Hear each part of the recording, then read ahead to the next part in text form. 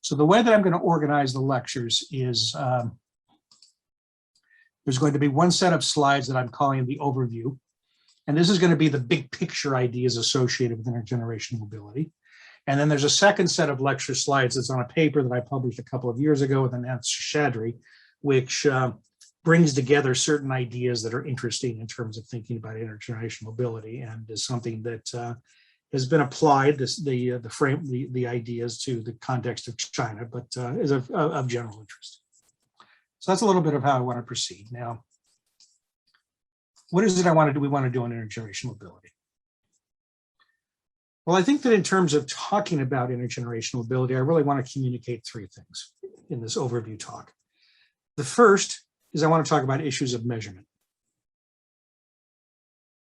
After all, if I say to you, I'm worried about whether societies are mobile or not mobile, right? Just as I'm worried about societies are equal or unequal, we want to have some language that's precise about what it means to talk about equality, what it means to talk about mobility.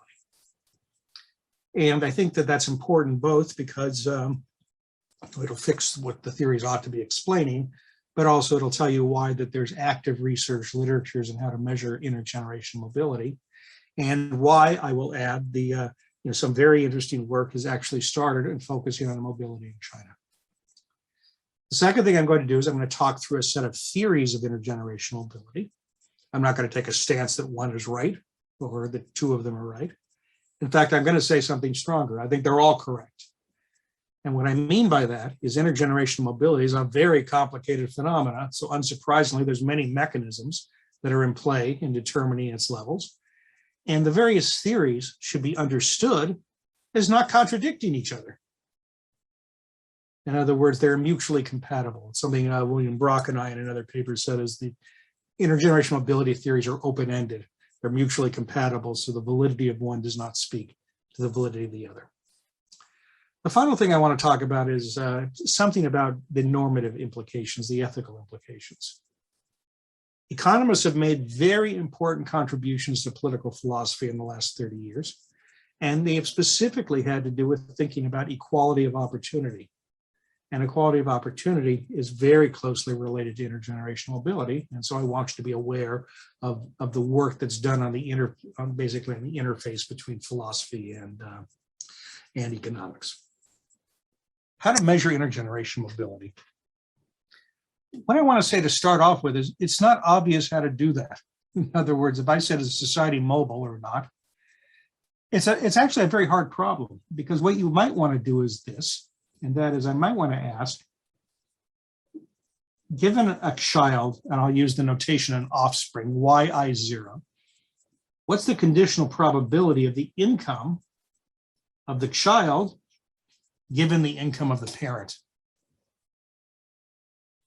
And so what measurement of intergenerational mobility is going to refer to, the idea is that I have data for a country, or it could be a state, but we'll talk about countries to be concrete, in which I have pairs, possibly.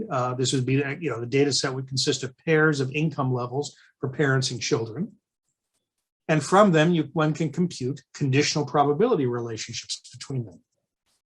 Now, then we have some intuition, which is that we would say the society is might want to say a society is mobile to the extent that the parents are not controlling the destinies of their children. In other words, that the opportunities the children have are not unduly linked to their parents' income.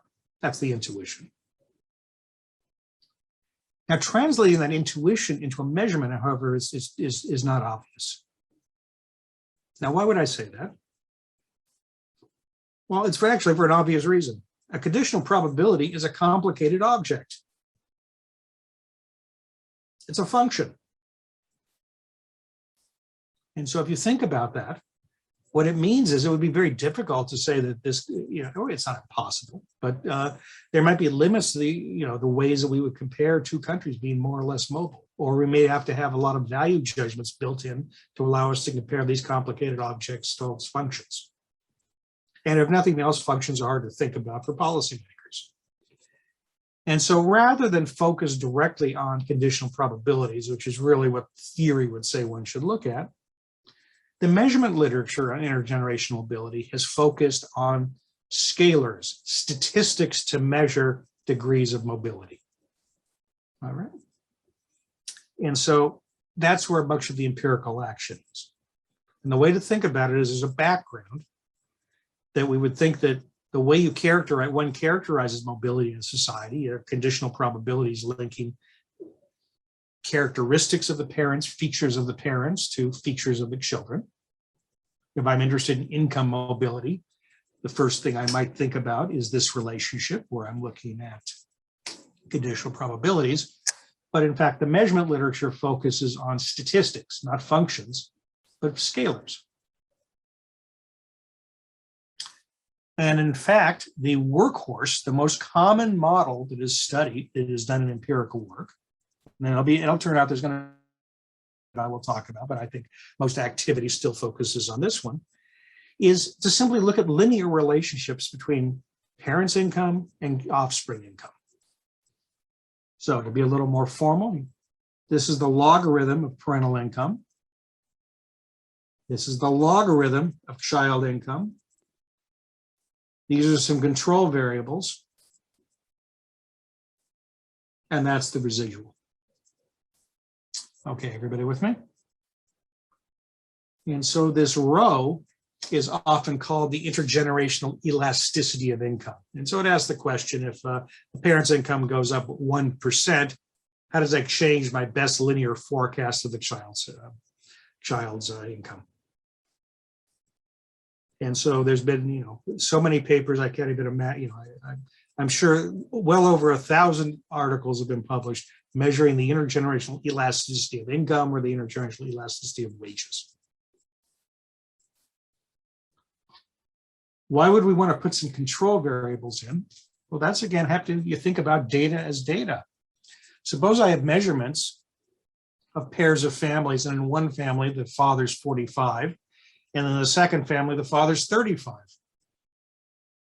Well, we know there's a relationship between years of employment and income, so I'd want to control for that if I'm comparing different families. And so basically, it's just a statement that if you think about comparing parents and children, I'm doing it across families, I seem to just have to sort of regularize where the parents and the kids are in the life cycles of each. Okay, everybody with me on that? From the perspective of thinking about data from China, is there something worrisome about this? Well, I've already given you a hint. We might think that rho is not stable.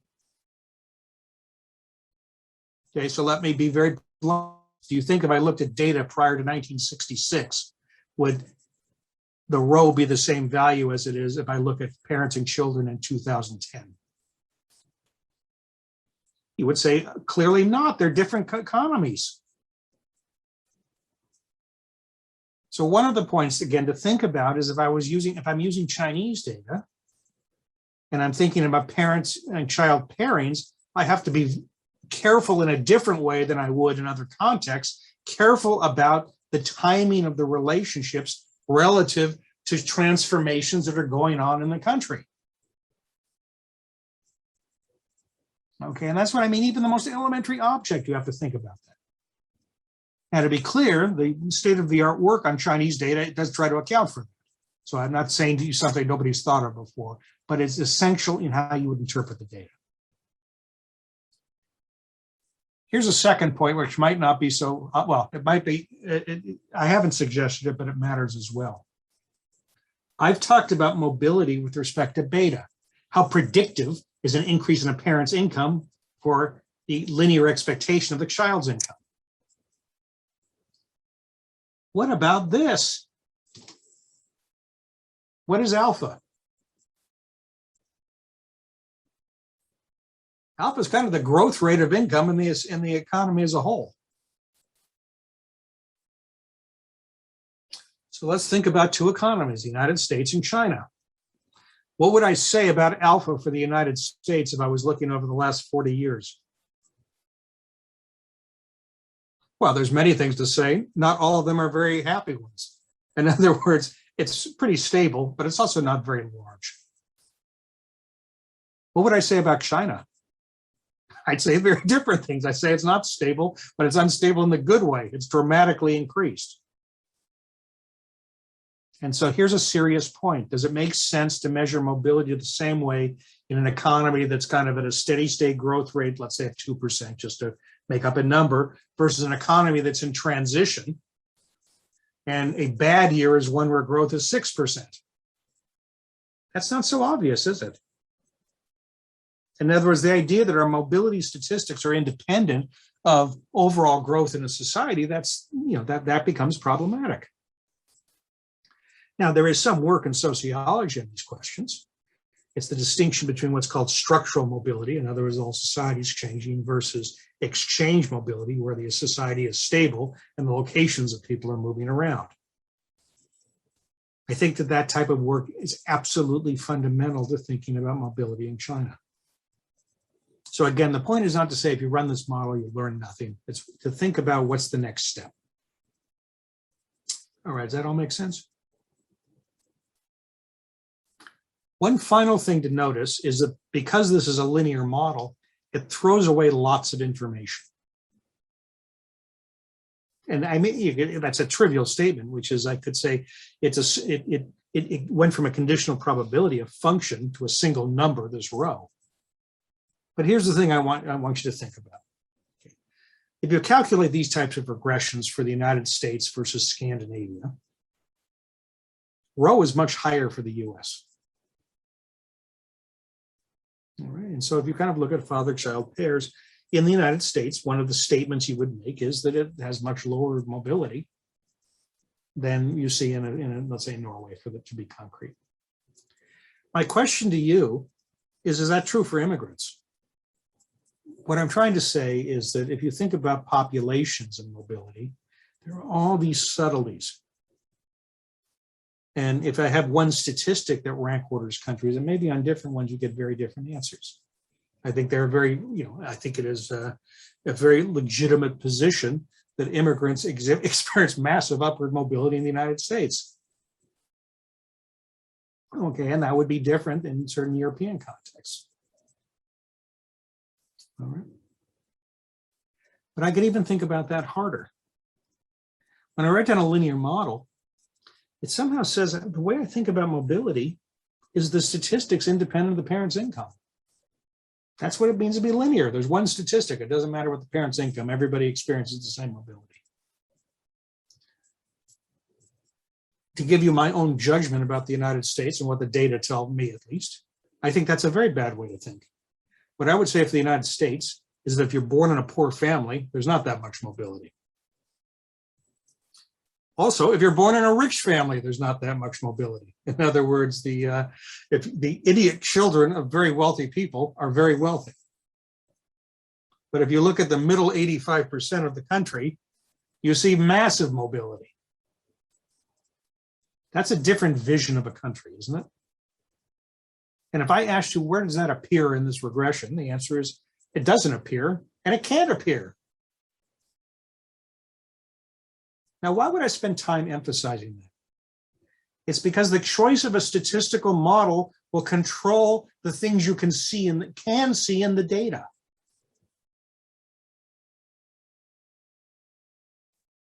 If I said to you, where are poverty traps in this model?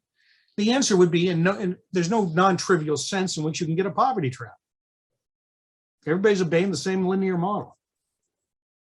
If I said to you, where's the affluence trap, where very wealthy people can make sure their kids are going to be very wealthy and their descendants? It's not in the model. One of the critiques I, as a scholar, have had of the intergenerational mobility literature is that it is focused too much on linear models and it misses important potential nonlinearities. And part of what I'm trying to prime you to think about is the relationship between theoretical models of intergenerational mobility and the statistical representations that are used to measure mobility. Okay, and in my judgment, and we'll see more of this as I get into the details, there is a surprising lack of attention to nonlinearity in the mobility literature. Now, many of the people who work in the mobility literature would say that's because the evidence of nonlinearity is weak. My judgment there is if you don't look in the right place, it's hard to see something. In other words, there's many ways for models to be nonlinear. And the question is, do we look for the nonlinearities that are theoretically motivated? And there, I think the evidence is pretty strong. What I want you to see at this point is I've given you the workhorse model of statistical analyses of intergenerational mobility. And it actually conditions how we think about mobility in very particular ways. It rules out thinking about the distinction between different types of people in the population. And it rules out phenomena such as poverty traps and what I call affluence traps. So let me be very concrete about that. If I was trying to understand Black-white intergenerational mobility, everybody with me? So in the United States, fundamental source of inequality, race. I would not per se be interested in differences between blacks and whites in row. I would be interested in differences between blacks and white families with alpha. In other words, the concern would be whether there are different steady state income levels that are indexing people by race, whether discrimination, either contemporary or historical effects, has put part of the population into a lower steady state than otherwise. And so again, part of what I want you to take from what I've had to say, just think about this very simple model. Actually, see, there's a lot of assumptions built into it and a lot of implications as to what we can see in the data. So I'm going to set X equal to 0 because it's not essentially what I want to say. What I do want to talk about now is the history of estimates of this parameter. So if you look at the US literature, the estimates have changed over time. In the 1970s, the typical estimate of the intergenerational elasticity was about 0.2. In the 2000s, the estimate became as high as 0.6 and even sometimes higher. That's a big difference. If I ask what a 1% increase in my income is going to do for my great-grandchildren, one of them is going to say it's 0.0216. The other is going to say 0.216. I said that's wrong. One is 0.008, the next one's 0.216. Those are colossal differences in 3 generations. Just take the new 2 numbers and cube them, and you can see the initial gap is growing. So that's a very big difference in thinking about American society. So one thing you might say is, well, maybe mobility slowed down in the United States. In other words, it was very mobile in the 1970s, and in the 2000s, it's not so mobile. I think that there is some evidence that mobility has slowed down for the US, but that actually doesn't explain why the estimates tripled in value. They tripled in value because the quality of the measurements used, the data that were available, improved in measuring intergenerational mobility. Okay. And so now we have some ways to think about what theory tells us about that regression. Okay. Everybody with me? Now, you have probably heard of the difference between permanent and transitory income. There's a typo here. I apologize. That should say log around. And for those of you that haven't, here's the basic idea. Suppose you were doing the following. You wanted to ask, suppose I told you my income this year is $100,000. And you want to ask, how does that affect your prediction of what my children's income will be when they're adults? Well, they are adults. Let's say when they're 40. Okay, so sometime far in the future. Is everybody with me? Would you care where I got the money? In other words, if I said to you my salary is $100,000 a year, would you make a different prediction than if I said to you, I won the lottery and have $100,000 this year only? You'd say, of course, you'd have a different answer. And that's the key idea. And this is what drove Milton Friedman's theories of permanent income, trying to understand consumption. And that is, if I look at the income of a person in a given year, and a parent, I can divide it into a permanent component. That's the income they expect to have every year, and a transitory component. Similarly, the child's income every year is going to be permanent versus transitory. And so what economic theory suggests is the following, and that is that it's the permanent income of the parent that matters for the child's income. That's point number one. Point number two, we would think the permanent income is the thing that moves slowly, and the transitory is the stuff that's moving like this. Okay, so let's make this one concrete again. If I won the lottery this year, it would have no implications, would it, for the likelihood my children are going to win the lottery? Unless it was illegal, in which case I'd be tossed in jail. On the other hand, if I told you that I made $100,000 a year because I have a PhD in economics, that would make you think about what my kids are going to do, right? For one thing, you know that the family would have a stream of income to pay for education during their life course. And the second thing, which is not directly in the model, and again, just think about this, I'm going to tell you in a funny way, but it's very serious. Did my children have any choice about going to college? Of course not. They grew up in a family with a professor. They grew up with a professor's friends were all professors. All the parents they interacted with did one thing. That's not conducive to making choices. That's conducive to developing a social norm that you always go to college. And so the point is that economic theory suggests that the correct model of mobility is a relationship between permanent income of parents and kids, not income of parents and kids. In other words, the things that determine my lifetime income are things that influence my children's lifetime incomes. It's going to be the constituents, things such as norms about education. It's going to be the capacity of parents to pay for education as needed. All right, and there's many ways to think about the paying of education. One form is the payment for college. Another form is the payment of where you live.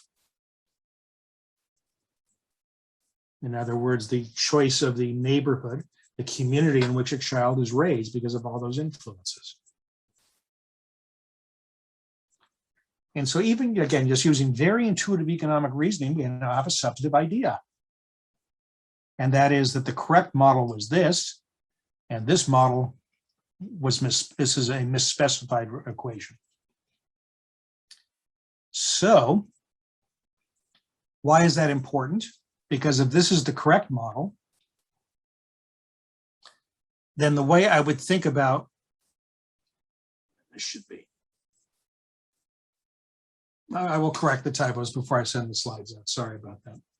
What I would say is that if I run this regression, this variable has been mismeasured. I'm using actual income and not permanent income.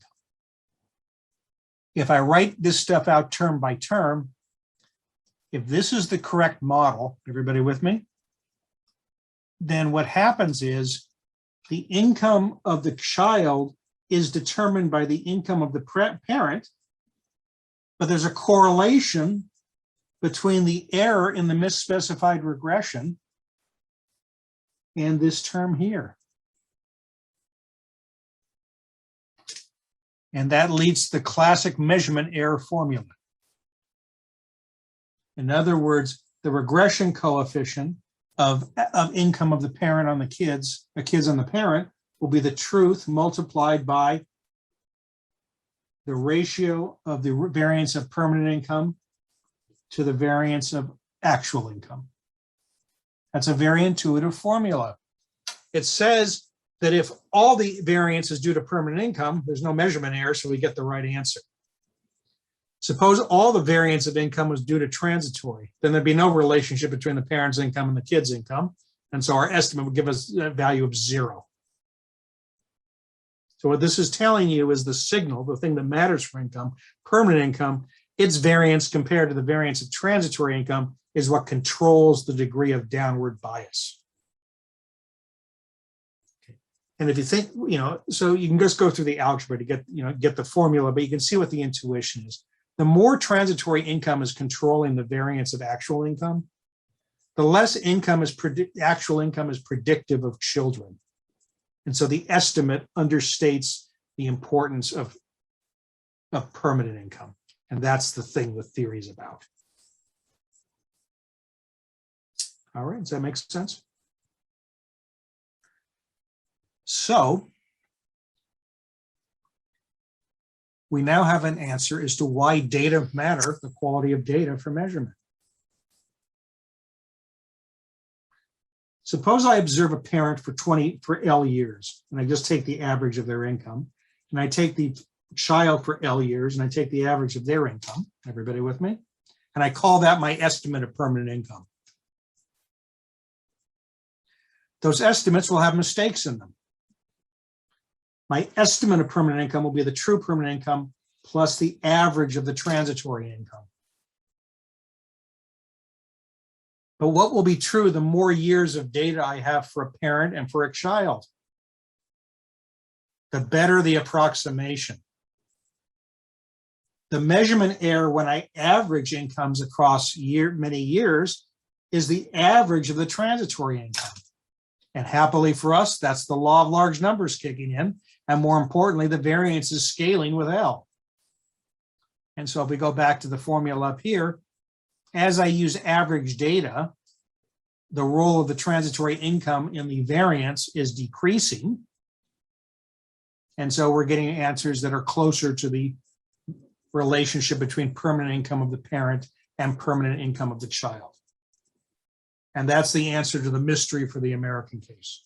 In other words, better data sets had more years of parental income, and therefore the ability to extract accurate measures of permanent income was enhanced, and the measurement error in the literature reduced, and hence the point estimates went up. All right, so what are messages for you? Well, number one, it tells you that the analysis is going to be very sensitive to the quality of the data you have.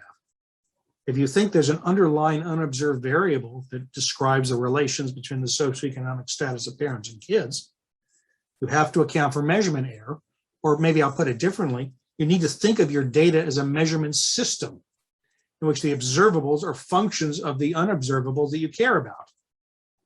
And then you have to think about the optimal extraction of estimates of the things you care about. Okay, any questions on that? So much of the literature on measurement has been trying to look for data sets that allow you to see the actual life cycle of parental and offspring income, so you can engage in more precise extraction of the permanent income components. Professor? Yes. Just a clarification question. I see in the slides you use log income and income. So which one is the correct? Everything should be in logs. I just left the logs. Yeah, sure. Thank you. There's a debate in the literature, by the way, about whether to use logs or levels. If there was levels, they aren't elasticities, they're just regression coefficients. And I'm glad you brought this up, both because I to catch the typo, but here's the other reason. It matters. If I'm using the levels of income, and there's some people with zero income, I just use zeros, right? What happens if I use the log income and some people report zero income? Well, the log of zero is minus infinity. We have a problem. And so if you're using logs, you actually need to adjust for zero income observations. And second, if you think about it, when you work in logs, you're really giving a lot of weight in the estimates to low incomes. Okay, and so I think that that's not a resolved issue, but it's something just to think about. So what I want to do is I want to give you a different perspective on the IGE. And again, it'll help us clarify thinking about it. And again, this should be a capital. And that is, suppose I subtract off the parent's income from the offspring's income. I have the same equation. And so that's the change in family income. And that's going to be alpha plus rho minus 1 log YIP plus epsilon. Everybody with me? This is the growth in family income. So intergenerational mobility regressions are mathematically equivalent to regressing the growth in family income against the parent's income. And so, everybody with me on that? And so the point's the following. You've seen that regression in macro. That's the cross-country growth regression, where you regress a country's growth rate against its initial income. Okay. Now, what do we know about this equation? If there's a negative relationship between initial income and the growth rate of a country, that means countries are converging to the same long-run levels of per capita income. But that's the same thing, but if it's the same regression, this is what we know. If beta is less than 1, beta minus 1 is negative, and therefore, as long as beta is less than 1, this model implies that, or rho is less than 1, excuse me, this model implies that families will eventually have the same long-run incomes. Okay, think about it this way. You have family 1, family 2. What's the prediction of the gap for their kids? Rho times the gap of the parents. If rho's less than 1, your prediction is the gap's going to shrink. And it's going to shrink geometrically. So if I keep prediction over many generations, I get convergence. Now, I tell you this for a couple of reasons. Number one, there's lots of literature on tools on studying economic growth that have not been applied to intergenerational mobility, and they're all amenable to the same technique. So there's lots of new statistical techniques to use. The second point is I now want you to see exactly why I said this model limits what we can see. If I run a regression of offspring income against parental income and I get a coefficient less than 1, the implication is that if I look across time, all the gaps between families are going to shrink, and they're going to shrink to 0. If it's bigger than 1, then they're going to become infinitely large. And if the coefficient is 1, it means that the families are going to behave as if the income diff is a random walk. For our purposes, what I want you to see is every estimate of the regression coefficient of offspring income against parents is always, everyone's been less than 1. So every one of those models predicts in the long run, any gaps between families will go to, in expectation, will decline to 0. That's another way to say this model says there cannot be a poverty trap. There cannot be an affluence trap. If you take the position that this is actually a relationship that is how the world works, then I can take comfort in the fact that my descendants will eventually be as wealthy as Jeff Bezos' descendants. All right, it doesn't matter if his income is billions of dollars a year, because the forecasts are that the gaps are going to shrink.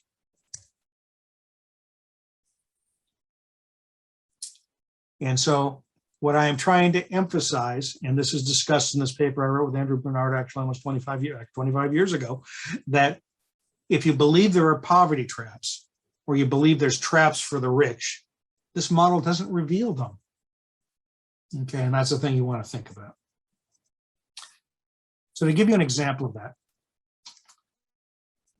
there are models, actually we'll talk about them, in which I would say that the growth of an offspring's income depends on which equilibrium their family is associated with, and some common growth rate of dependence on the parents.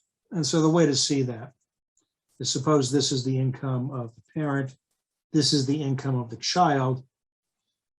Suppose that's the 45-degree line. And suppose this is the transition process. In other words, you have a local linear relationship here, and you have another local linear relationship here. That model is this, with 2 steady states. Okay. But that's a type of nonlinearity that the linear model just can't capture. And so let's make this a little bit trickier. Suppose all of these parents here start below the low income steady state, and these parents start at the high income steady state. Everybody with me? These are locally stable steady states. So these families are going to grow towards their steady state. These families are going to shrink towards their steady state. So for this nonlinear model, the poor families have higher income growth rates than the rich families, but by construction, they will end up with different long-run levels of income. And again, it's just the same. In other words, the poverty traps are deeply nonlinear phenomena, and they can be masked if you look at the data through a linear lens. Okay. So those are a few things I want you to think about in terms of measurement. I should mention the following, and that is that the empirical literature has moved away from towards a slight, okay, before I go on, is everybody comfortable with what I've had to say about linearity, nonlinearity, poverty traps, affluence traps, kind of what the history is of these linear intergenerational mobility regressions, why more data is fundamental in doing measurement, et cetera. Now, I've made a lot of criticisms, obviously, but those are opportunities for you. In other words, I think the whole issue of theoretically guided searches for nonlinearity and mobility, that's a very, that's an open, not, there's work on it, but so much more needs to be done. So I think it's a great area to work. And I gave you a concrete example. If I was thinking about racial inequality in the US, and I was thinking about ethnic groups, I wouldn't focus on the betas, I'd focus on the alphas. Now, everything I've had to do has actually been about so-called absolute mobility. But there's another question, and that's relative mobility. And so the idea in this literature, and again, this should be a log, is to ask the question, suppose I look at where a parent is in the percentile, the income. In other words, are you in the top 1%, top 2%, top 3%? And so I rank every parent family according to percentiles. I could ask the question, what's the relationship between the percentile of the child and the percentile of the parent? And so those are, and much of the extremely important and visible work on intergenerational mobility in the US by Raj Chetty and Nathan Hendren, and a set of co-authors who I do an injustice to by not naming, they focus on relative mobility. It's a different statistic, and I don't think one is right. I don't think one is wrong. It's a different question. Does everybody understand what I'm saying? In other words, I could rank everybody in the population in terms of their incomes. And then if I have the highest income, I get a 1. If I have the second highest income, I get a 2, you get a 2, so on and so forth. And then I could look at the ranks of the parents, compare them to ranks of the kids. Now, one advantage of relative mobility is that you don't have to worry about these zeros anymore. In other words, everybody has a rank, so the zero income is at the bottom. So those types of issues, and I think it's a serious point, can be addressed. On the other hand, it's a question. So think about a model like this. Suppose that there's a function phi that maps parents' income to child income. And it has this property. Everybody with me? That is the steady state income for a family. When parents are below the steady state, the family incomes grow. When parents are above the steady state, the family incomes shrink. So this is a unique, stable, steady state. If I look at mobility, the rich family's descendants are always higher than the poor family's descendants, even though the gaps are becoming arbitrarily small. So for this model, I think relative mobility is not interesting. That's not to say it should never be used. I'm just urging you to think about what you want to get from the exercise. Does that make sense? Any questions on that? So what about China? Keep in mind, I gave you some background. I said there's a history of estimates of the IGE for the United States. The current numbers can, they're somewhere between 0.4 to 0.6 encompasses the estimates I find credible. I personally think the ones that are closer to 0.6 are more persuasive. You look at Scandinavia, you get numbers closer to 0.2. So that's background. So now what about China? So what I want to do is I want to alert you to a paper that was published just this year by Yifan Zhengjian and Jensen Zhang, which has looked at intergenerational mobility in China. So what they've been able to do is, I took this out of their paper, and this is a direct quote. These are quotations from the paper. That's why it says we as opposed to they. They use the survey data for, which has been taken over 4 waves to estimate the IGE. And what they found is that the IG for China is around between 0.4 and 0.45, and it seems to have increased over time. Okay, so that's fact number 1. So if you look at the Chinese mobility number, lower than the US, higher than Scandinavia, which is the part of the West that has the lowest inequality numbers by every dimension. The second thing they found is that these increases in persistence, decreases in mobility, are stronger for men than women. They're stronger among urban areas and coastal residents than the rural and inland residents. And so I bring those facts up because, again, that's something you think about. Do you want one number to characterize 1.3 billion people? It's not, and I've already told you, I don't think one number characterizes 330 million. Now, I'm making a joke about the sizes, but the serious point is how much heterogeneity you need to respect when you're describing the societies. One of them is universal. It is important to distinguish between men and women and understand the mobility of dynamics as they interact with gender. In the American case, I gave you a second one. I think that the study of mobility is, it has to address the issues of race. Okay. In the case of China, there's something else that has to be addressed, and that is transformation. All right, and so the urban-rural distinction is obviously fundamental. Okay, keeping in mind, of course, that one of the reasons why there's going to be high per capita growth rates for a long time in China is the transformation from rural to urban is still ongoing. But there's going to be very different experiences for families that stay in rural regions versus those that are immigrating or engaged in internal migration, with or without hukou. That's a separate matter, one that's important to consider and which they consider, and versus those where the parents and the kids are both in urban areas. Okay, and yet another issue they identify, which I'm sure none of you will be surprised by, is there's important regional heterogeneity in terms of coastal versus inland regions. And so I alert you to this paper for several reasons. Number one, because it is the state of the art. Number two, the data are available, the stuff you can study. And three, because it is the first, I think is probably the most important, paper that's been written on the subject. So here's some things I want you to think about. Okay, so what I've sort of told you, I gave you a very quick overview how do you measure stuff, what some numbers look like for the US, what they look like for China. I guess the first question to ask is the following, and that is, do you think it's interesting to say Scandinavia has an IG of 0.2, China has an IG of 0.4, the US has an IG of 0.6?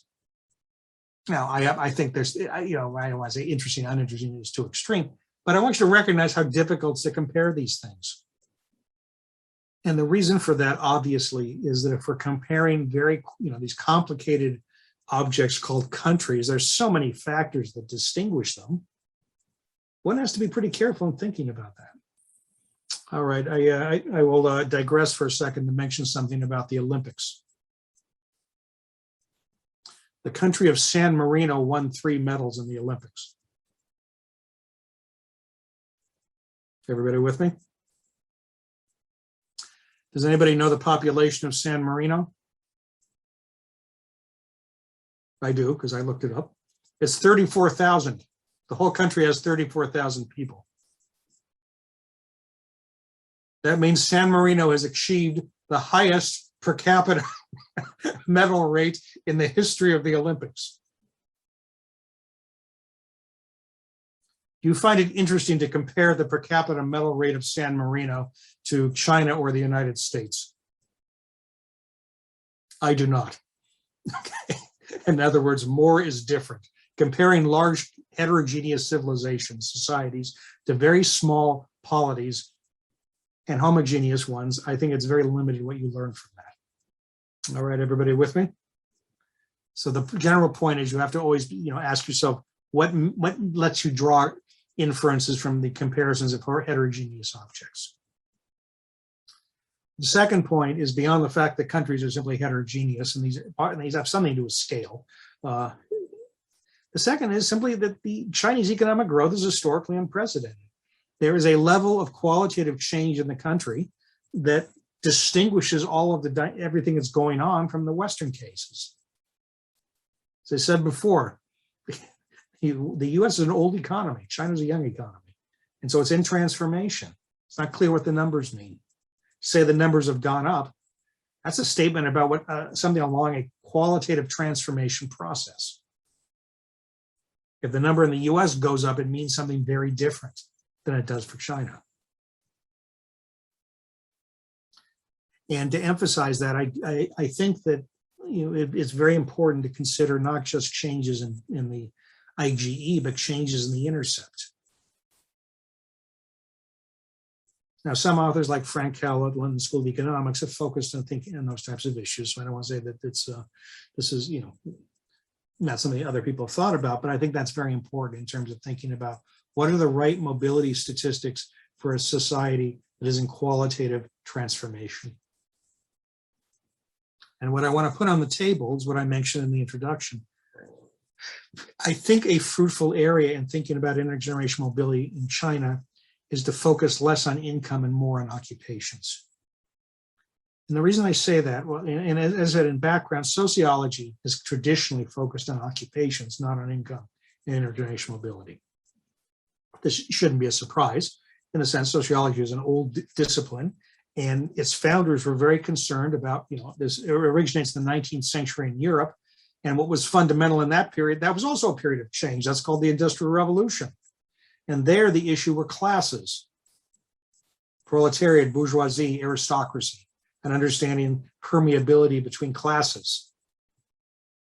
In the 20th century, the studies have focused not just, think about class, but they also think more in more fine-grained sense about occupations. And so I think that in the Chinese case, that's obviously a very natural thing to focus on.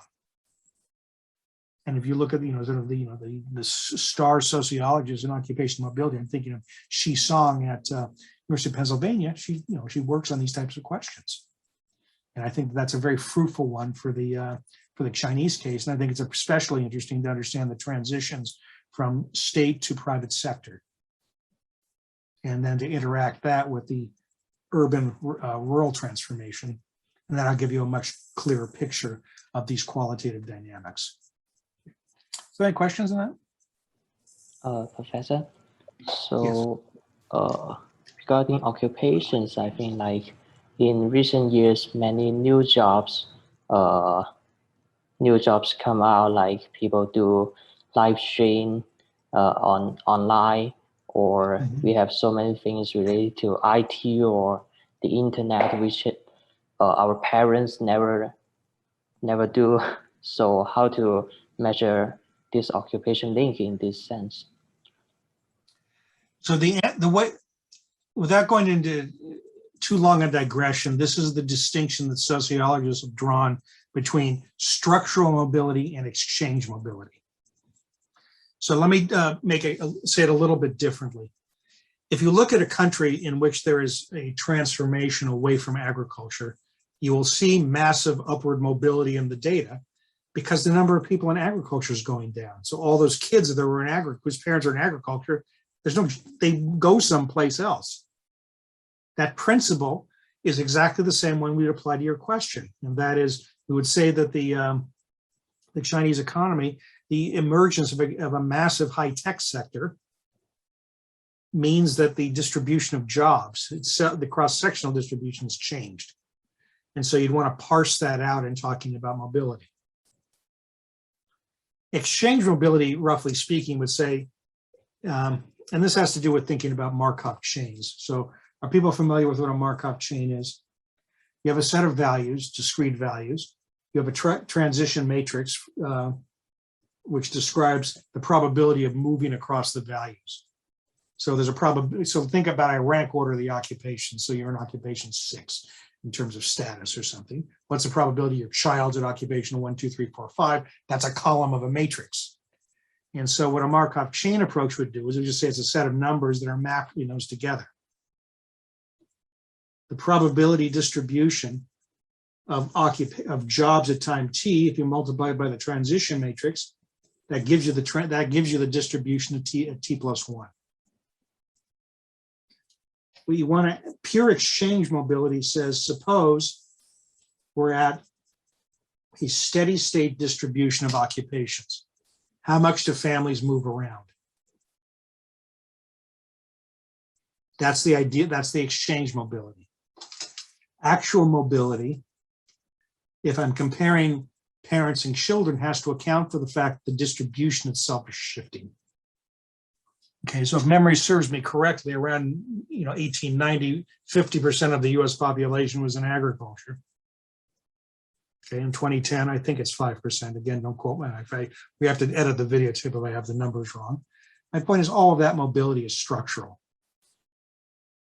And you're asking the same question for China. I see. Thank you. Yes, and so what I would say is that, again, sociology leads economics in this regard. I think there's many very interesting ideas in how to think about those questions, which derive from the sociological perspective on this distinction.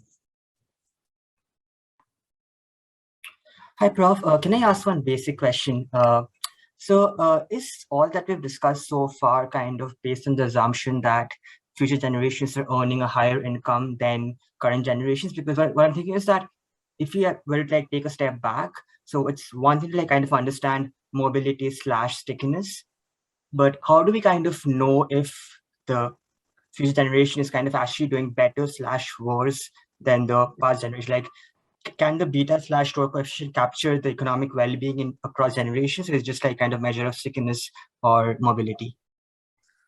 Let me divide your question into two pieces. One is the statistics I've given you allow for economic growth. So alpha can you sort of look at how the parents are predictive of the kids. That could be true in a high growth economy versus a low growth. So you can certainly build in growth there. In terms of other types of growth, which are qualitative transformations, that's the exchange versus structural mobility difference. So those two, I think there are ways to accommodate. The second is harder, and I think a frontier question still. But you asked asked something that's more subtle, which is what about well-being? And so if I understood part of your question is, well, incomes could be going up. Are they better off? And so that leads to, a question of what you want to measure mobility by. I could measure mobility with respect to life expectancy. That sounds like a kind of a concrete measure of whether people are well or worse off. And there's literature, of course, that looks at intergenerational mobility and life expectancy and in years of good health. Those would be questions. Another thing you'd be interested in are what Amartya Sen called capabilities. The idea that to have a good life is not just a statement about an income, it's basically your capacity to choose life courses. So in Sen's world, what becomes fundamental is good health as a virtue independent of beyond income. Because if you don't have good health, your capacity to enjoy the fruits of whatever income can buy become delimited. A second idea there would be that literacy or the capacity to benefit from the existing ideas, cultures, and societies, that matters as well. And so those would be other things you might want to measure. Now, I think that that then leads to the questions to think about intergenerational mobility and things like happiness. So what I want to say is I think your question, one is whether or not income is a sufficient statistic. I think that there's two reasons. It's not one I've talked about, which is other stuff like occupations probably capture the actual economic dynamics, but the second is understand well-being. And so clearly issues of health, I think of measures of education, they're intrinsic goods in terms of the capacity to have a flourishing life. Yet another thing which has received less, I'm not sure there may be papers on this, I'm not aware of them, is there are measures of personal happiness. You can see whether those are what's going on there. That's a very tricky one to ask. And the reason I say that is, there's questions about the interpretation of subjective measures of well-being. So let me ask you a question differently, which is, do you think if you asked Americans in 1890, measured happiness in 1890, 130 years ago, that Americans would be much happier today? I guess they were happier like centuries ago than they are today. I don't know. Just 130 years. I gave you 1890. Okay, yeah. Here's the problem in asking the question. I'm going to say it differently. If I condition on the level of happiness in the United States in 2021, I would think everybody in 1890 should be profoundly unhappy, miserable. Why do I say that? For African Americans, there's Jim Crow. I mean, there's lynching. I mean, levels of violence that are incomprehensible. Let's take affluent white people. The probability one of their children dies when they're young is very high. You see where I'm going with this? In other words, happiness, there's a bunch of conditioning on norms, how we become resilient to things is very much socially determined. And so those ones become hard to compare. So my view on what you asked is I would focus on the capabilities in the sense, which is the things we think people should have in order to have what I call a flourishing life. And a way to think about that is to say, we want people to have all these possibilities and they can choose whatever they want. Thank you. Are there other questions on measurement? Please. Yeah, and I just want to ask, when I look at the data, if we don't have the 20 years data, we just compare the different generations at different age. So how does that comparable? Well, one of the things so then the idea would be that I put in controls for the age differences. So I could, as I had controls in the IgE regression, I could put in the father's age, the child's age, stuff like that. And by the way, when I said father, it's simply because many of the data sets for the US, the labor force participation of women was not that high. As a result, much of the literature focuses on fathers and sons. That's a very 1960s thing to have said. And I should have said 2021, you ask about parents and children. And that leads to another subtlety, which is seeing whether or not the gender of the parent matters for the kids.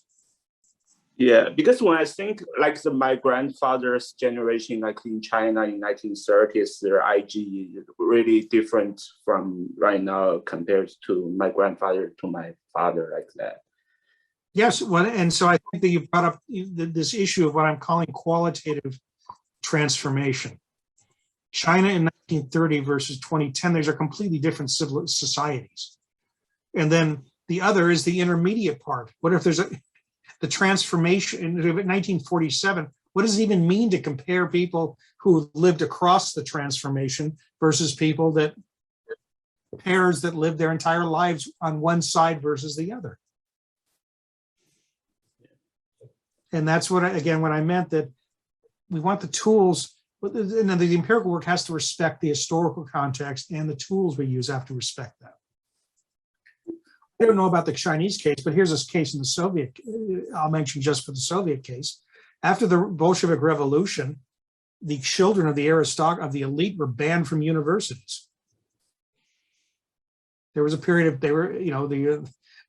the people were declared former persons, and there was extremely explicit affirmative action of an extreme form, which was children of peasants and workers were prioritized. Children of the elite were out. Yeah. So if I was going to talk about intergenerational mobility in between around that time, it would look like this. There's a change between high and low. If the parents were high, they would be low. If the parents were low, the kids would be high. Yes. Okay. And so, that's again a thing to think about. Actually, let me give you one final example, just to sort of make things concrete. Suppose there's only two incomes, low and high. Everybody with me? This is a thought experiment. Here's a society. If the parents are low, the probability the kids have a low income is 50-50, low or high. There's only two incomes. Same thing's true for high. Here's a different society. The kids, it's 50-50, low versus high. Actually, I'm going to make it a little different. Just to clarify ideas. Let's call it point 6 and point 4.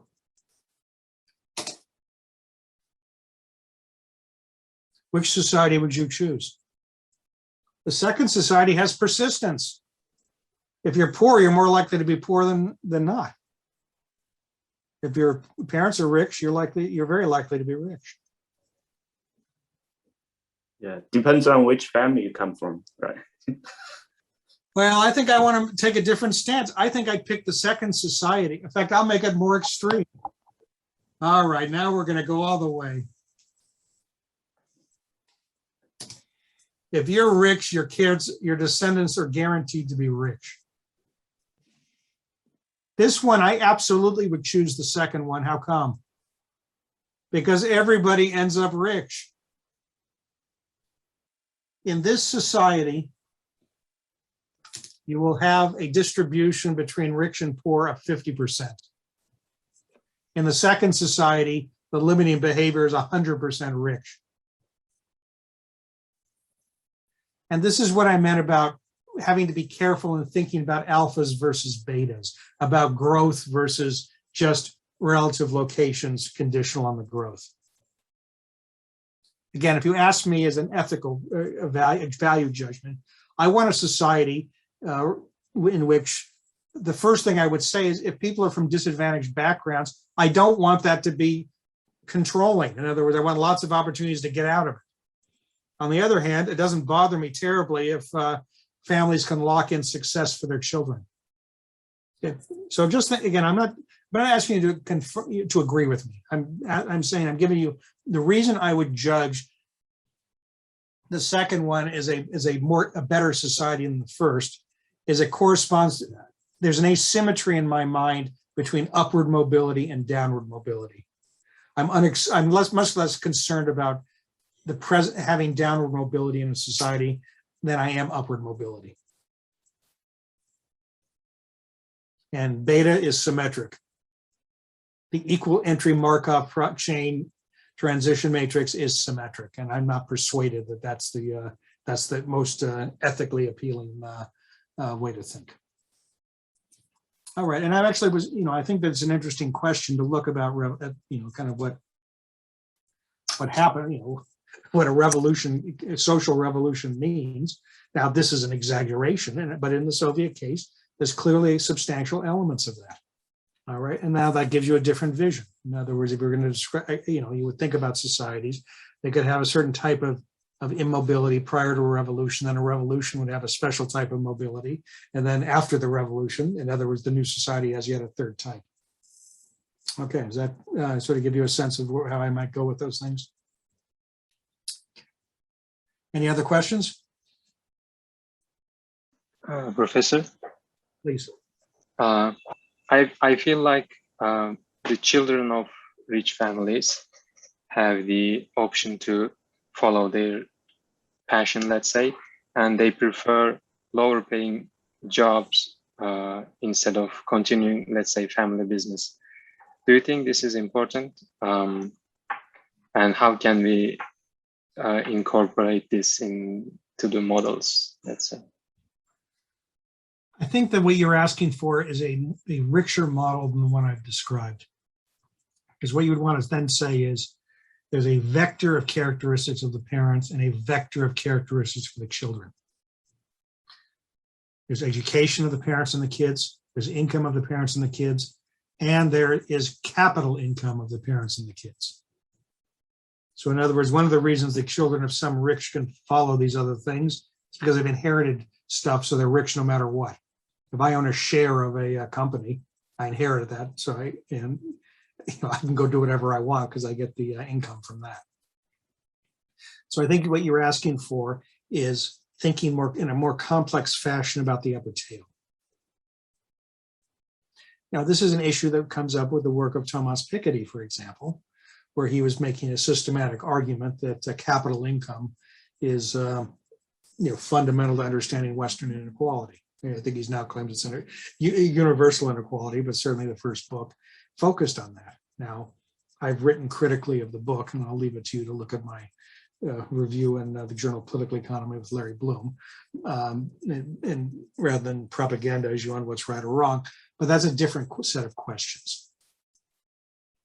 I will note the following, and that is that there is actually kind of I've made comments about culture affects how people do modeling.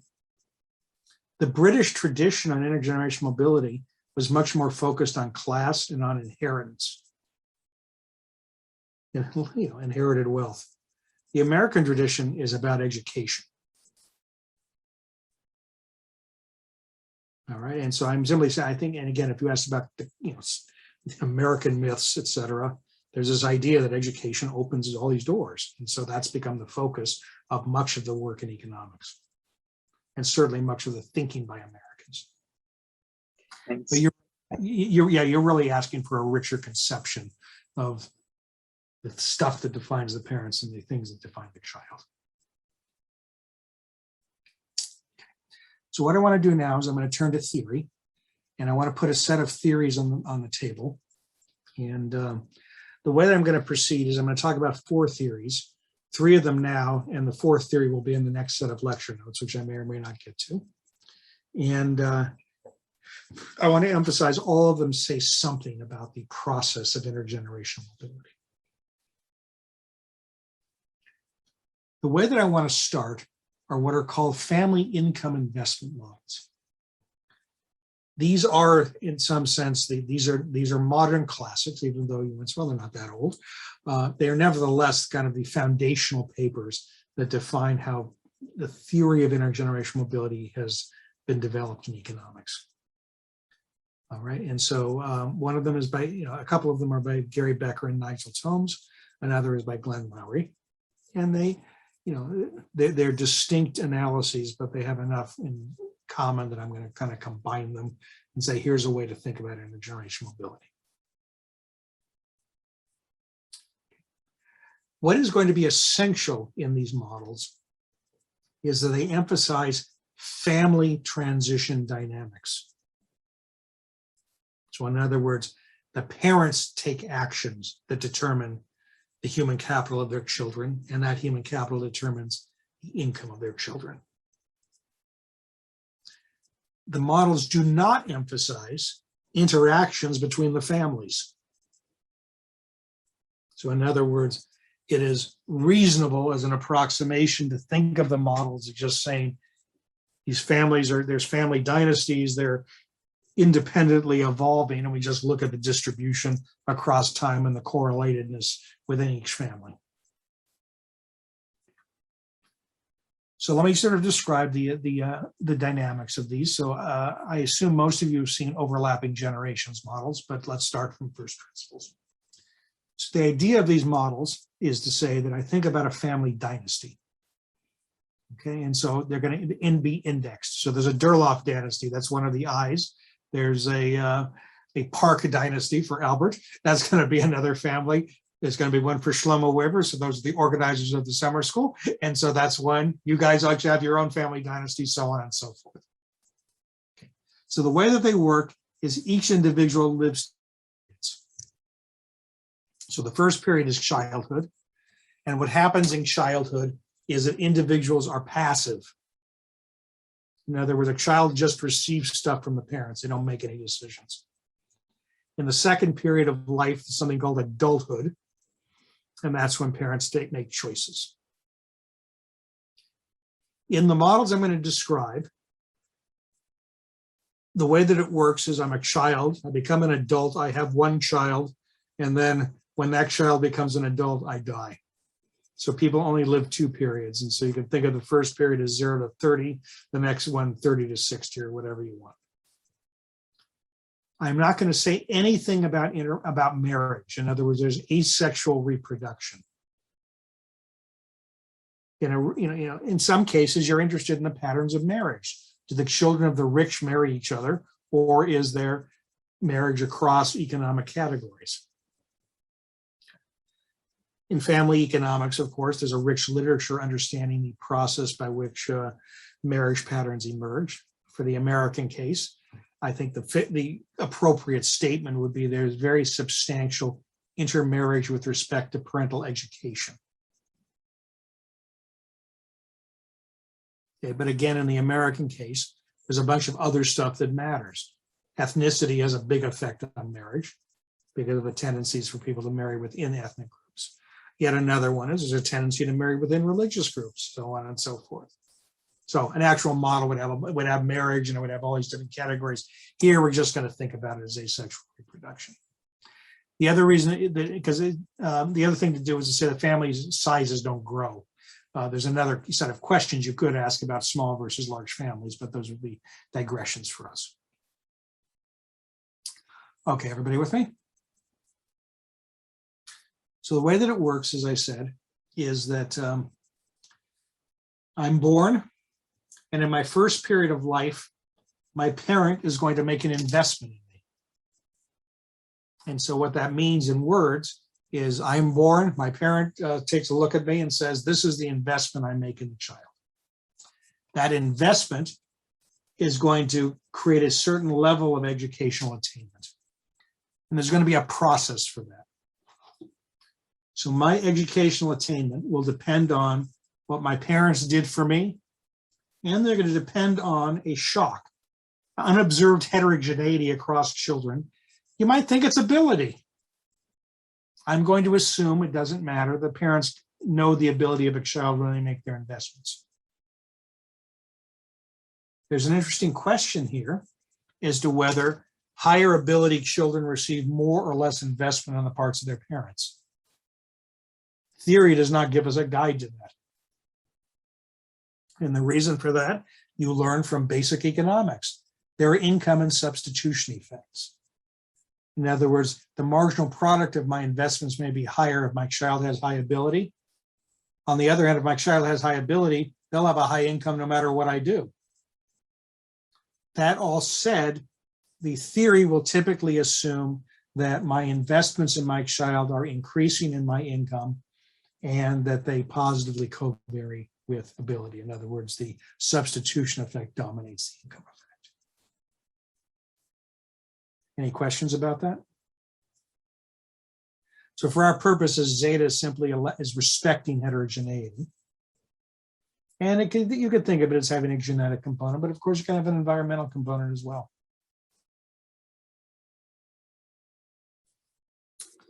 So this is a technology. In other words, it just says that's how the economy works. There's some mapping from the characteristics of children and the investments of parents to tell you how well educated they are. Second technological assumption, and that is there's some process by which the education of a child determines the income when that child becomes a parent. In other words, there's some functional relationship that takes the education that was produced in childhood, interacts it with some other unobserved heterogeneity, and produces the income of the child. Now, I wrote the functional relationship as the log of income. And you know why I did it, because I want to relate this theory to the regressions we talked about. So this is another technology. Epsilon, we might think of as luck. Okay, so, just think about it. And so why would luck be a component? Well, I want to say it at two levels. One thing, and this is me, as I say, is a philosophical matter in writing down theoretical models. I think it is important to write the models with unobserved heterogeneity so that the model's behavior can more easily be taken to data. And what I mean by that is by writing a model which respects unobserved heterogeneity, you'll have some characterization of the equilibrium outcomes. That that characterization, because it has both observable and unobservable heterogeneity built in, that kind of looks like a regression. I write down a regression. That's the observed heterogeneity, that's the unobserved heterogeneity. In other words, the whole thought experiment of doing empirical work assumes we don't have perfectly fitting models. And so there's just a way of making sure we've respected that in the theory. I think this epsilon can be thought about as luck. So in other words, whatever a person's education is, there's some luck involved in what their actual income is. Now we can think about luck in many different ways. I think one of the examples which would be very prominent in economic theory is the process of labor market matching. In other words, people could have random, you find out about job opportunities. It's going to be luck if the opportunities match well with a person's skills. Now, of course, people that have unusual skills might, have more opportunities, and so in that sense, you have some endogeneity to what the opportunities are. But nevertheless, the matches matter. Or to give a completely different example, think about the Silicon Valley. We have a bunch of extremely skilled scientists, that are involved in startup companies developing technologies, well, they're often in races with each other. So when I was an assistant professor at Stanford, just to give an example, there was a day that IBM announced that PostScript would be the language for the laser printer language that they were going to adopt as their standard. Everybody with me? Before that day, there were many companies that had other laser printer languages. It was luck that PostScript was adopted. Now, it was luck that it also reflected the virtues of PostScript, but there were competitors. Or just think about a race to invent something. Somebody's going to come out first. It's partially luck. So all this is just to say there's randomness in actual income levels, conditional on whatever skills somebody brings to a labor market. All right, everybody with me? I'm going to assume all this heterogeneity is uncorrelated. And the reason I want to do that is just I don't want to, it's just going to make the model simple. So these are correlation assumptions that are a fancy way of saying the errors are IID. We're not going to worry about their interactions. I don't forecast the luck of my children, stuff like that. All right, so I call this technology because there's no decisions. It just says these are the two technologies. One maps investments to education, another maps education to incomes. Where's the action in terms of choices and preferences? And it's going to be entirely in terms of the parental investment decisions. So what I mean by that is that we're going to think about this. And that is that when I'm an adult, I'm a T+1, I have an income, and I'm going to split it between my consumption and the investment in my child. Now, this is meaningful, and it's more than just an identity. Because it actually has behavior in it. It says I cannot borrow to educate my child. In other words, the level of investment that I place in my child has to come out of my income. Consumption can't be negative, obviously, so that's the constraint. Does that make sense? Well, in the United States, it makes sense because legally, parents cannot oblige their children to pay their debts. So think about the overlapping generation structure. If I were to borrow to educate my child, what happens next time period? Who's going to pay the debt off? I can't do it, I'm dead. Now you might say, well, my child can do it. Well, they can, but legally they cannot be obliged to. That's all the assumption says. All right, everybody with me on that? So I want to make a couple of comments about the assumption. Okay, for the model is just fine, I would say, and it was an obvious interpretation, but I want to say more than that. I could write down more complicated models to relax the assumption. In other words, I could take the thing called childhood, the thing called adulthood, and I could open them up. And that could allow people to borrow while they, to educate themselves, or parents could borrow while their kids are in school and pay it off while the parents are still alive, etc. Those types of things are interesting, but they are inessential for the logic of the model. What matters in the logic of the model is that the parents' incomes are relevant to the investment levels in their kids. All right, whether or not they completely control them, as is assumed here, is not what's essential. It's whether there's a dependence on them. So this model, does everyone see the logic of it? I invest in my child. My child will not feel any obligation to pay off any debts I accrue, and therefore no debt I accrue is credible and nobody will lend to me. Does this sound like a good assumption for other contexts, other countries, other societies? Let me give you two reasons why there's something special about it. First of all, if I cared about my parents' utility or my parents' honor or something, that would be a reason I would be willing to pay off debts my parents accrued, even if it were not legally obliged. So that's a thing to think about. The model's logic, as I said, is going to have concerns going in one direction. If parents care about things that their kids did, if the children care about the parents, that might create different mechanisms by which you could have borrowing, right? So again, that's a thing to think about, is whether or not social norms could somehow sustain levels of investment, even if the legal system doesn't. But here's the second point. This model assumes that the investments are only done by the parents. You might think that families are more complicated than just parents and kids. What am I alluding to? Kinship networks. The model assumes that the parents are the sufficient statistics for what family resources are. Okay, does somebody want to remind everybody about the history of the imperial examination system?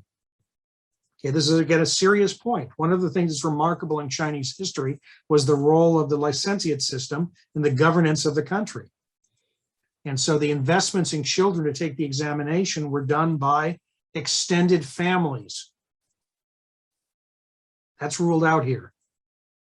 And so again, if I talk about borrowing constraints and things, I want you to see this model made certain assumptions that are cultural. The assumption is the parents care about their kids, nobody else cares about them. There are no relationships among, in this case, kinship groups. One would think very differently if there were complex kinship relationships. Okay, and so I hope you'll forgive me. I keep making what I'll say things I think are different in Chinese culture than American, because see, the models assume the American stuff. Okay, this model is, if you think, and obviously the examination system is enormously important in understanding Chinese history. It would make no sense to apply these assumptions to that environment. Okay, so again, just a thing to think about, which is if you were trying to take this type of model and apply it in a different context, what would be the thing, what I'm calling the cultural assumptions? You'd want to think about whether the preferences of individuals, do they go in one direction or they go in two directions? The second is whether or not the units for resources can be reduced down simply to parents in isolation, or their broader kinship relationships that are going to matter. Those are all ruled out here. And as I said, it's not that, again, not the assumptions are right or wrong. I think they're better approximations for the American case than they would be for others. Okay, so what's essential for us is the following. And that is the investments in children will be determined by the income of the parents. And of course, if they're determined by the income of the parent, it can be determined by the log of the income, because it's a monotonic transformation, and it's determined by the ability of the child. So think about this, and this is the only behavioral relationship we're going to need. Did I ever tell you what the utility function is? I haven't told you, have I? What I said is parents make choices subject to a budget constraint. So what I've said is, in other words, this is the budget constraint, and that's the information set that the parents have. They know the child's ability. And so I've simply said the decisions will be functions of the budget constraint and the information set. That will be true for any utility function.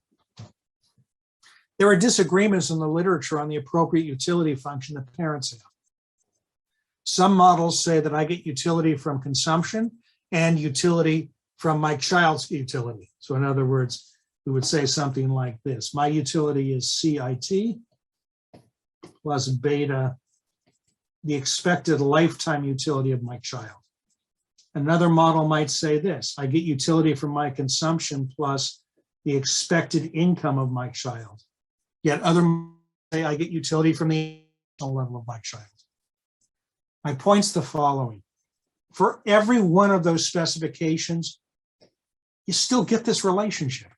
Okay, there's a message there of great interest, and I think it's very interesting. It says that some aspects of economic theory, and Gary Becker wrote about this in what's called, in his famous paper, Irrationality in Economic Theory. A lot of predictions in economics will just derive from the fact that people follow budget constraints. And so all I'm saying here is whatever the decision rule is, it's going to be determined by the budget constraint and the information set. I don't need to take a stance on whether parents care about the lifetime utility of their children, the education of their children, or the incomes of their children. I will tell you that if that area interests you, and I don't think it's uninteresting, I personally think in my own work, I've always assumed parents care about the income of their children. And the reason for that is partially introspection, but I think that what parents, I would assert, care about is they want their kids to have the largest opportunity set. They don't make it's not the utility of the kid that matters, it's that the choice set be as large as possible. But people have different views. All right, everybody with me? That's a complete model of intergenerational mobility I gave you. One decision rule and two technologies. So what can I do? I replace investment, decision rule. Investment and ability beget education.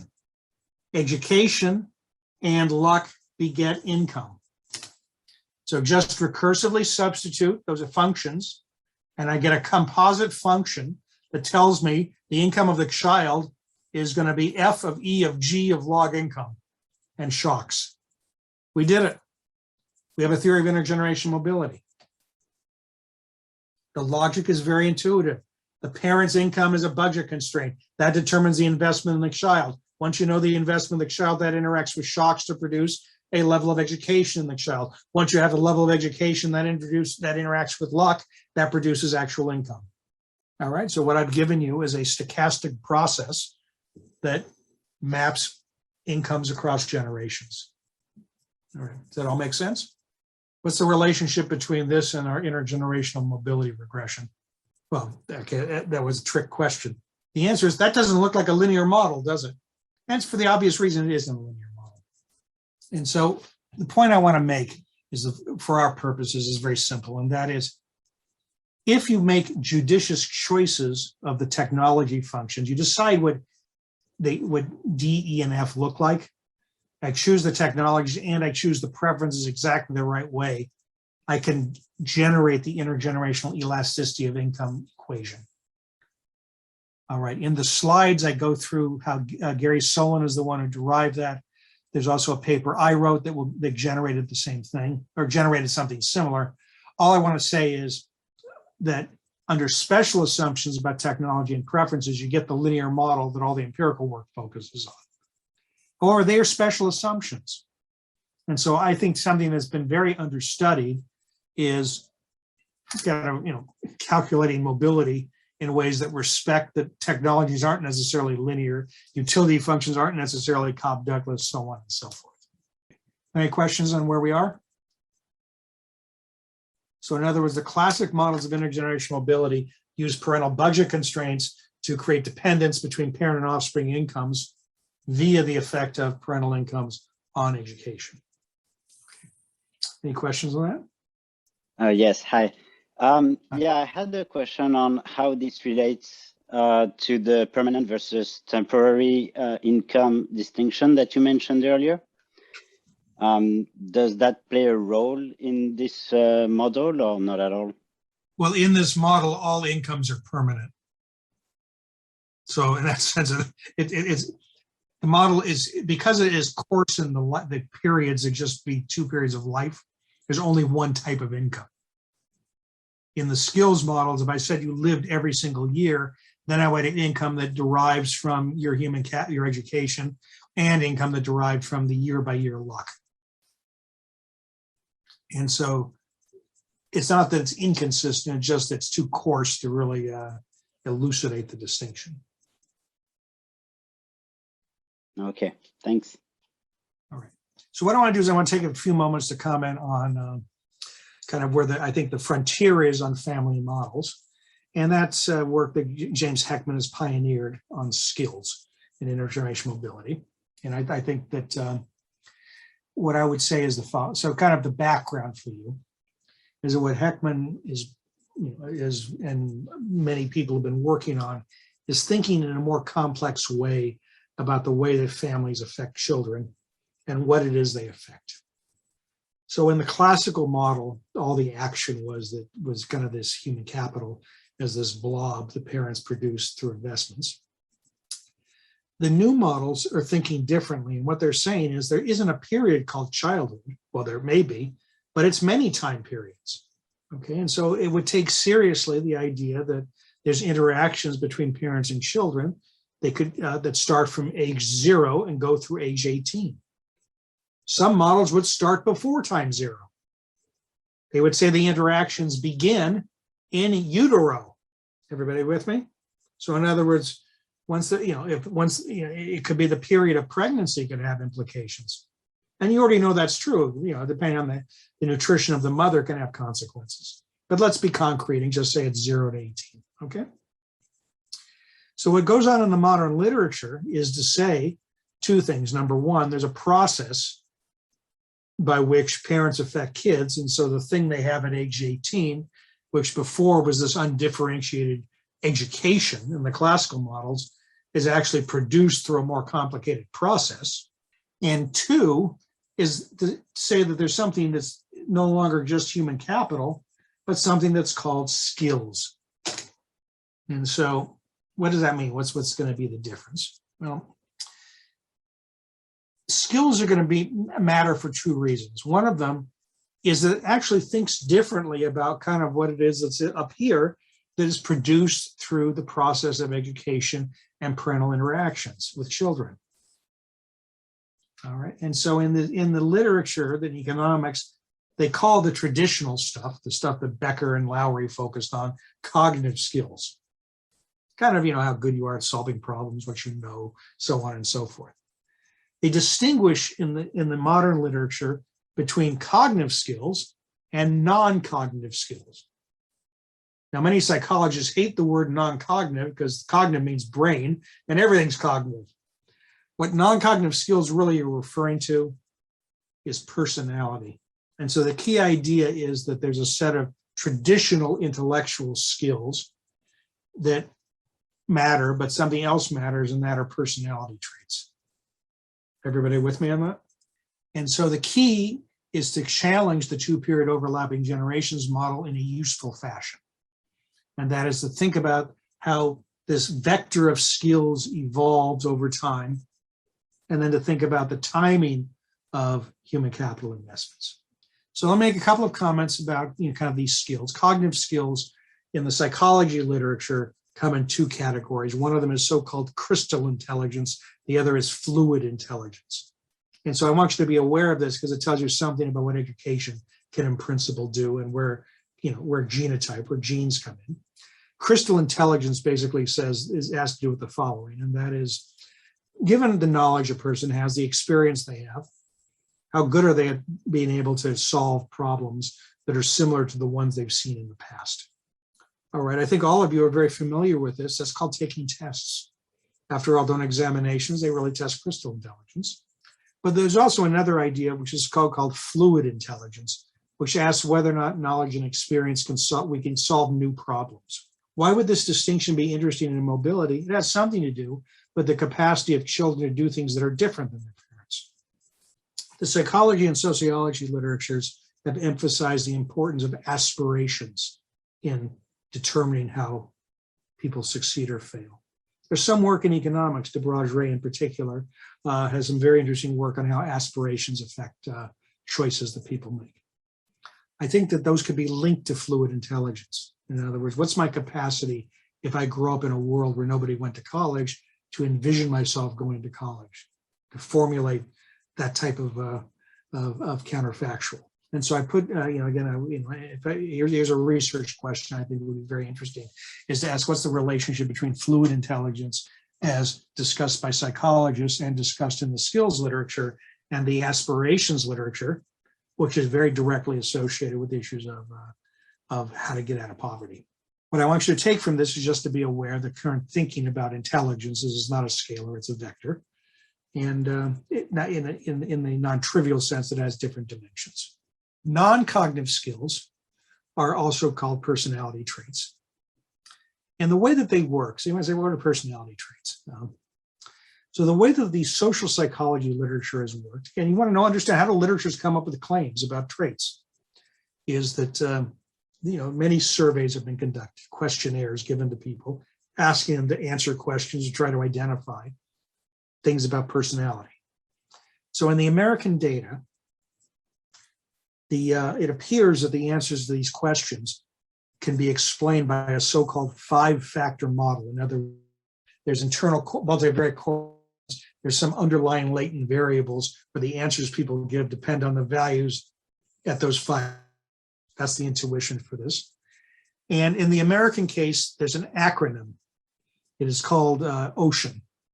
The idea is that the 5 factors that explain American personality heterogeneity come down to openness, which captures curiosity and receptivity to new situations. Conscientiousness, that sounds like a good one for students.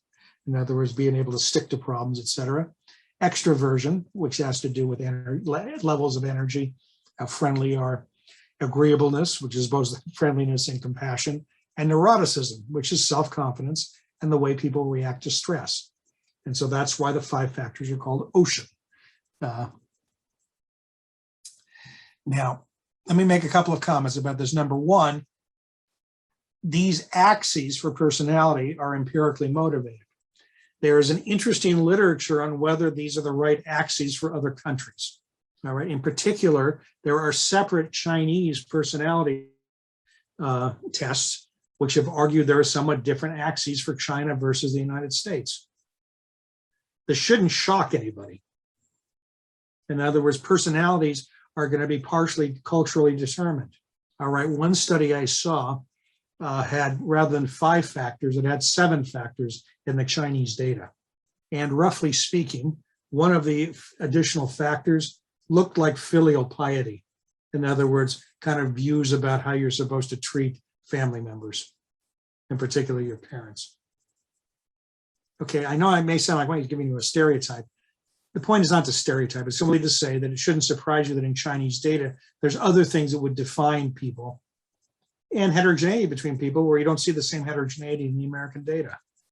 Okay, and so I think that this is another, there's been a little bit of work in economics using Chinese categories, but again, I'm not going to China because as people here from throughout the world, I think looking at cultural heterogeneity and social psychology factors and seeing about how that matters in predicting outcomes and the like is a very interesting question, and there's really very little work on it. So that's kind of the background conceptually. What's important in the skills literature is to say that people have vectors of cognitive skills and vectors of personality traits, and they evolve across the life course. And in particular, the way these models work is the following, and that is they would say that you have some initial conditions, kind of where the family is when a person is born, and then every period, an investment is made, and that investment interacts with the initial cognitive skills of a child and the non-cognitive skills of the child and produces a new level of cognitive skills. The same thing happens for non-cognitive skills. You have initial conditions and investments. They interact with cognitive and non-cognitive skills, and they produce a new level of cognitive skills. So there's this Markov process year by year, or T by T, that's producing the personality vector at age 18. Now that just looks like a bunch of notation, but there's some ideas that are important. First of all, it says that the effect of the investments interacts with the stock of skills, what's going in. Second is that this is time dependent. The mapping of skills from age 15 to 16 is different from age 3 to 4. So if you kind of recursively solve this model, what you would end up with through backward substitution, this is really the work of Kuhn and Heckman, is you would say the skills that a person has at time t, cognitive and non-cognitive, they depend on the history of investments. So why is this important as a generalization? It's because it tells you that things like credit constraints, for example. Let's think about one example. The timing of credit constraints matters. In other words, credit constraints that when I'm 3 are different than when I'm 15. The second point is that there's going to be interactions between investments at different points in time.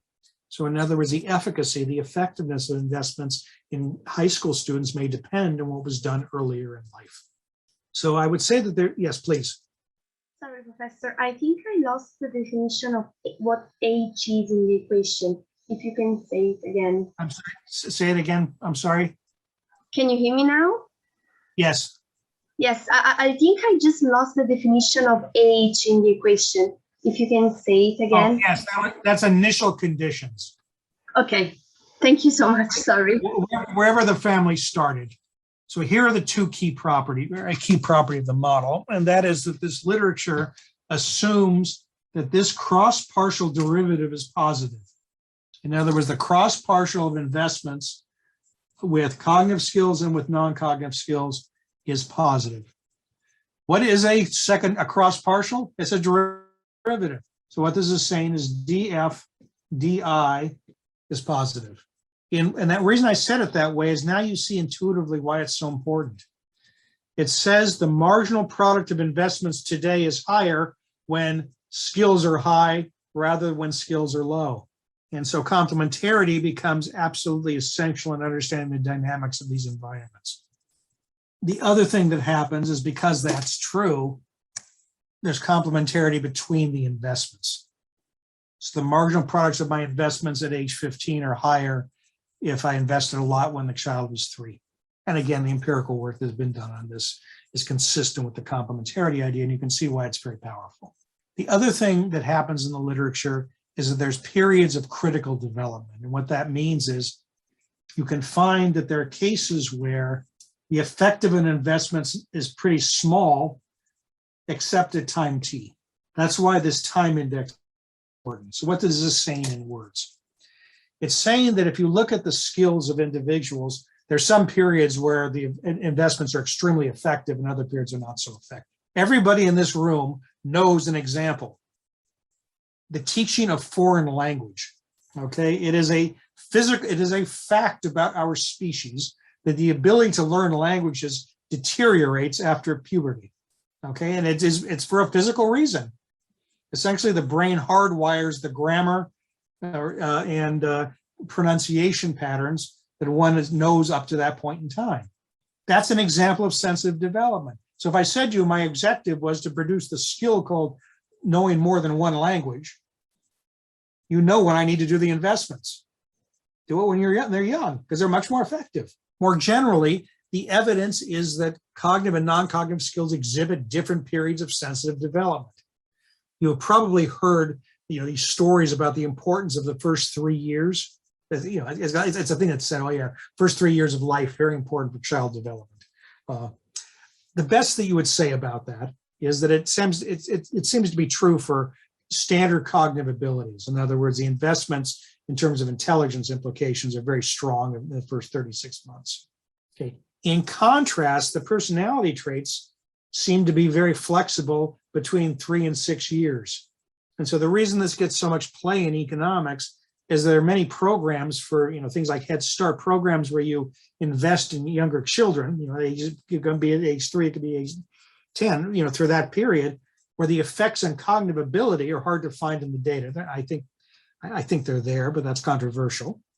But there's much stronger evidence of the effects on personality. So part of what motivated Heckman, just to know the history of it, is he was studying interventions among very disadvantaged African-American children in the 1960s, where they happen to be, there's unusually good data because you can track people for the next 50 years. And what he found was the effects on cognitive test scores they seemed to fade out. However, there were permanent effects on how people did in life. Much higher wages, more likely to have jobs, less likely to be involved with crime, criminal justice system, more stable marriages, so on and so forth. And the conclusion from that was that these interventions occurred at a period where it wasn't the cognitive skills that were so malleable, it was the personality traits. Okay. So this is kind of where I would say is the frontier of the family investment models. Is telescoping, shall we say, the period of childhood and looking at the specific interventions and the effects of the parents year by year by year. Now, to be clear, and this model also tells you that in thinking about intergenerational mobility, what the limits are to permanent income as a sufficient statistic. The first point is the timing of income could matter here. If I'm credit constrained when you're 3, it's different than if you're 20, if you're 50, and so on and so forth. The second thing is that it probably tells us something about how to think about family structure. In other words, parental inputs are not just money, they're time. And so that leads to the question as to whether both parents are involved with the child or not. And so understanding, intergenerational mobility, one of the things you'd want to think about is the heterogeneity in family inputs that are not summarized by income. Okay, and you can think about obvious ways you'd want to say that, and that is if it's a single parent household, given that income, the single parent there's less time collectively for investing in the kids and all the stuff you do that isn't measured by income, so on and so forth. And so I think this is a good language for trying to think about mobility where your focus is not on a scalar object, permanent income or anything else, but on trajectories, which trajectories are effective in promoting good outcomes for kids. So in the second lecture, which is going to be a very brief, second section lecture notes, there's going to be a third. So here, what are our theories? Theory number one is family investments, where income's the key. The second theory was skills models, where family interactions dynamically are the key.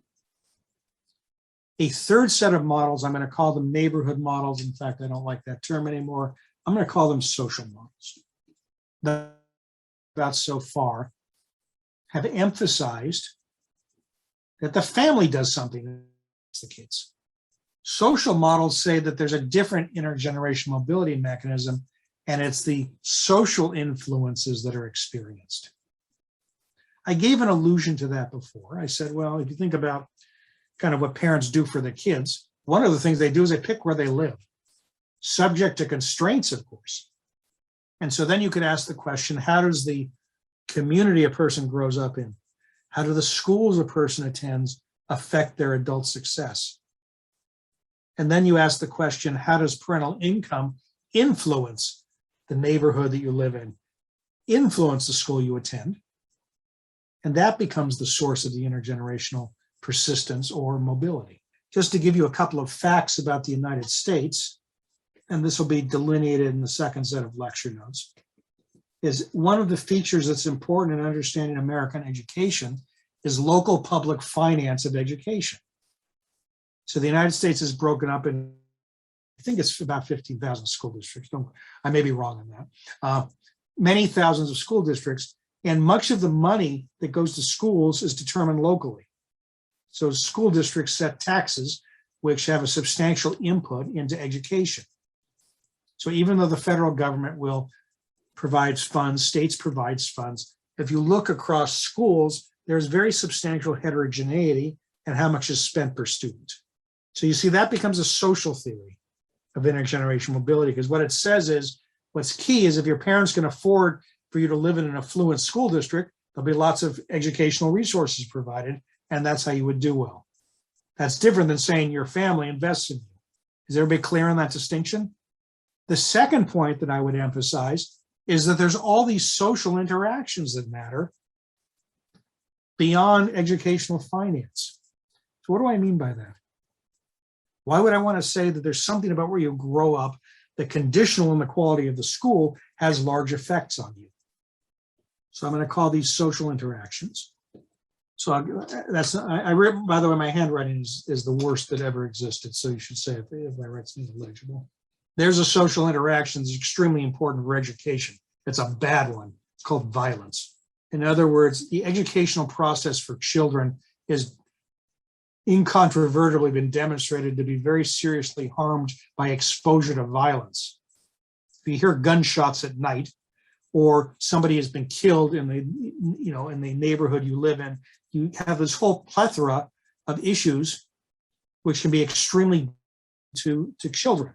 Okay? Americans' neighborhoods, they don't just differ by per capita expenditures on schools, they differ on the harms and the problems that disadvantaged communities suffer from. Okay? So that would be one of the examples where location is fundamental to understanding intergenerational mobility. Our children, because of the modest incomes of their parents, living in communities where there's high levels of violence, which have all of these terrible effects on people. Because I didn't say that they're directly victimized by violence, it's that the exposure to violence is extremely harmful. Here's a different example. Exposure to lead is very bad for children. It affects cognitive ability. Lead exposure is extremely heterogeneous across communities. For every reason, from whether or not there's been enforcement of laws getting rid of lead-based paint in homes, to the location of toxic dumps, so on and so forth. And unfortunately, it's a scandalous to say it in 2021, but there is extremely strong evidence that heterogeneity and lead exposure has had first-order inequality implications for Americans. And of course, I could push this harder, couldn't I? We could talk about peers and role models. If you grow up in a community where nobody has gone to college, how does one, I mentioned that before with respect to aspirations, how do you form that aspiration? Okay, that's not so clear, is it? And so if you think about all these complicated social things, peer effects, the role of role model effects, or think about the role of information in labor markets. If you grow up in a community where people have where there's high employment rate, information about new job opportunities is more plentiful than if you're in a place that doesn't. All of this is to say that that the first issue is public finance. The second issue is there's all these social influences that matter for economic outcomes, and they can be be fundamental to understanding intergenerational mobility. Everybody with me on these? But notice what the logic is. Parental income determines where somebody grows up, what school the person attends, the quality of the housing in the area. Those social factors determine their adult outcomes. And so what is key in these models is not just parental income in isolation, it is segregation. So that's the big issue. To what extent the children of the rich and the poor experience different social environments. Okay, so there's a whole, and this, for better or worse, this is the main thing I have worked on in my own research, is the social determination of inequality and mobility.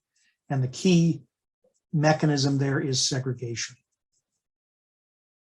And you can see it for the obvious reasons. And that is that if people who are poor, they can't afford to live, or they're unable to live in affluent places. All right, is everybody comfortable with this? This is actually it is a distinct third theory of what determines intergenerational mobility.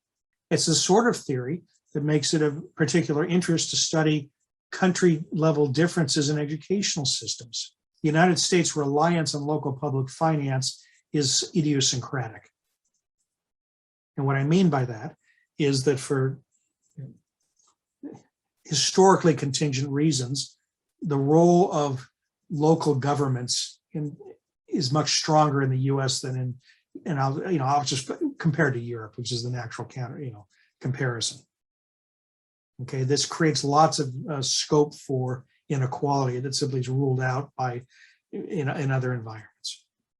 Okay, yet a completely different example, which would go back to the first one. And of course, educational systems matter for family investments. If colleges charge zero tuition, that changes what it means to say there's a budget, there's a constraint to being able to get educated. But here, what I want to emphasize is that there's specific things about the American educational system we're thinking about, and then if you want to do cross-country comparisons. Okay, any questions on that? So let me put down theory number 4. And I'm not going to call this a theory. Well, theory is a sloppy term. It's another explanation, another mechanism, and that's genes. In other words, among the things that are transmitted from parents to kids, genotype. And so you could imagine that could be the basis for making arguments about intergenerational mobility. So let me ask the question differently. Suppose that, to think about it, agree with me? Suppose I looked at the children of people that are in national orchestras, classical musicians. I looked at the conditional probability that somebody is a professional musician, given that the parent's a professional musician. It's much if they're not. How would you interpret that fact? Well, genetic. Musical ability gets transmitted across generations. Why would that be plausible but not very persuasive? Because a child of a classical musician, what are they going to be raised to do? Play a musical instrument. What world are they going to grow up in? A world of classical music. So I've described for you the nature versus nurture, genes versus environment difficulties. And what I want to emphasize is at some level, obviously everybody believes genes matter for stuff. In other words, if I said to you, why was Beethoven a great composer, you would not give me the answer. It was just luck, or his father raised him a certain way. You would say there was something in the genotype that mattered. Okay. Similarly, I don't think there was much chance I was going to win the 100 meters at the Olympics when I was 25 years old, even if I had trained day and night. Okay. So my point is, anybody who says genes don't matter is being intellectually unserious. By implication, to say that there's correlations between parents and kids on genes, again, and that could have some role in intergenerational mobility, yeah, it's fine to say that. I don't think there's any reason not to believe it. Or, however, what you need to be aware of is there's no evidence on how important it is. That's what I'm trying to lead you to. The issue about the role of genotypes is one in which intuitively nobody would disagree that it is potentially important in understanding certain types of persistence or mobility. But in order to understand its role, you have to ask the question, how does it interact with the environment? If you're going to measure things, how do you decide whether it's nature or nurture? So on and so forth. And that is a very problematic literature. All right, is everybody with me on that? So let me make a few comments about this. Okay. The thing I want to say before we go on, I actually want to make a couple of comments before we continue. First of all, the fact that something is determined by genes does not mean it isn't correctable, or it somehow means that the inequality is inevitable. Arthur Goldberger, who's my former colleague, or my colleague for many years at the University of Wisconsin, spent much of the later part of his career criticizing studies of genes. And he also gave a famous example, these. Subject to adequate nutrition, almost all the heterogeneity in eyesight in a population is genetic. Everybody with me? It's also extremely inexpensive to correct. So the fact that the source of inequality is genetic does not speak to the efficacy, the ability of policy to address it. The second thing is, anything I say about individual inequality in genes has nothing to do. There is no credible, and I think there are no reasons to think that there's group level differences in genotypes that explain inequality. Now, that's a longer conversation as to how I would defend that, but I'm going to arrogantly say that one I would debate anybody, anytime, and I'm quite confident I would win the argument. And the reasons are very simple. In order to make the argument on the other side, you would have to control for everything about history, and nobody has ever made a serious argument of that type. Furthermore, and this is a little bit more anecdotal, in my conversations with evolutionary biologists, there wasn't enough time for interesting differences to emerge between subpopulations of this planet. Intelligence in particular is very complicated. Many polymorphisms involved in the DNA. Skin color is very simple. It takes exactly 6 to determine every human being's skin color. So what I'm trying to say is the part of our evolutionary experience where differences in skin color, hair type, shape of the eyes, those are extremely simple objects. They evolve quickly. The other stuff, there's no reason to believe we were separated long enough. Okay, so everybody comfortable? I'm going to just move on. I think it's a dead end. Nothing's identified, and there's no compelling biological argument. What I want you to understand is why it is so hard to identify a role for genes. And the way I'm going to do that is I'm going to tell you about twin studies. Before I go on, does everybody understand what I'm trying to say? If I want to understand why there's correlation between parents and kids, you might think, well, it's because they have genetic relations. I want to say that statement is obviously not being denied, but there's no evidence that explains the correlation. I want to argue further, at this point, we really don't know about the role of genes in inequality. The answer that would often be, so if somebody were debating me, but they would say, what about all these studies? So what you do is you take pairs of twins and you see how similar they are. And the big question is, what if you compared identical twins to fraternal twins? In other words, twins that have 50% genetic overlap to twins that have essentially 100. Now the actual number is a little less than 100. There can be some it's not literally 100, but it's close enough. The approximation is fine. Everybody with me? And the standard fact is identical twins seem to be more similar than fraternal twins, or to use the correct scientific language, monozygotic twins are more similar than dizygotic twins. The point is that they are obviously more genetically similar, but that does not, the ability to translate that into evidence on inequality is problematic. Basically, this is how twin studies work. Twin studies do this. They say there's an outcome, and it's determined by three things. It is determined by the genes of a person, it is determined by the family environment of a person, that's the shared environment, and it's determined by what's called non-shared environment, and it's just a residual. So what the twin studies assume is that the genes and the family environment are uncorrelated, the genes and the non-shared environment are uncorrelated, and the family environment and the non-shared environment are uncorrelated. And so when you do that, the variance of this is the variance of this plus the variance of this plus the variance of that. Okay, that's the background. So then what you do, and then is you say the following. Well, if I was going to look at the variance of an individual, given that they're, by definition, it's just the sum, the squares of the sums of the weights. If I look at the covariance of two individuals that are identical twins, then they share the genes and they share the environment. If I look at dizygotic twins, they share half the genes and they share the environment, and they share all the environment. And so what you have are three equations and three unknowns. You can calculate a squared, c squared, and e squared from the variance of individuals, the covariance of identical twins, and the covariance of fraternal twins. Okay, that's the basis of the literature. And that's why people say things like, well, it looks like 80% of intelligence is genetic. It's based on twin studies. So what I would say to you is the following, is that, okay, that kind of makes sense, doesn't it? There's an intuition. If identical twins are more similar than fraternal twins, maybe that says genes really matter. Here's the problem.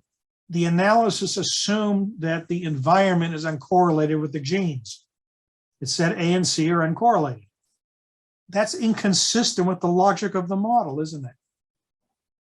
If my genes affect how I raise my kids, then the family environment my children experience depends on my genes, which are correlated with their genes because they're my kids. So the whole logic of the exercise had a mistake in it. The second thing is, this assumes that parents raise identical and fraternal twins the same way. Okay, you can think about that problem as a cute problem. After all, you know these stories about dressing identical twins exactly the same way. You don't do that with fraternal twins, you might do it with identical.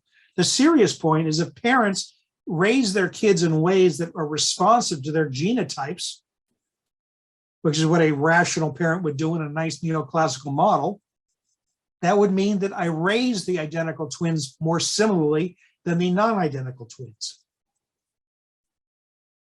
And that's the classical music problem. Is it that musical ability is passed on from the classical musician to the child, or that the classical musician raises the child in a world where a career is much, much more likely because of all the social norms, the investments that are made, etc. And so the answer is, if you relax those assumptions, nothing's identified. So to give a cute example that Goldberger once said, if you do this calculation, you would find that that speaking French is all driven by genes. Because if you had separated twins and some of them, the twins were placed in houses that didn't speak English, you see where I'm going with all this. In other words, this could be true for any variable, including something, the speaking of French, so on and so forth. And so no genetic components by definition, given the example. And so the upshot is there isn't a way from twins data to identify the importance of them. Now, I will tell you about some work that I've been doing with Ximing Tan, Andros Cortellos, and Victor Ronda. We've been trying to kind of go through general kinship models and ask questions of the form. Suppose you had siblings, twins, first cousins, identical twins, children of dizygotic twins, any relationships. Can you ever uncover the role of genes from the correlations and the outcomes of these individuals? And given the time, I will simply say the probability theorem.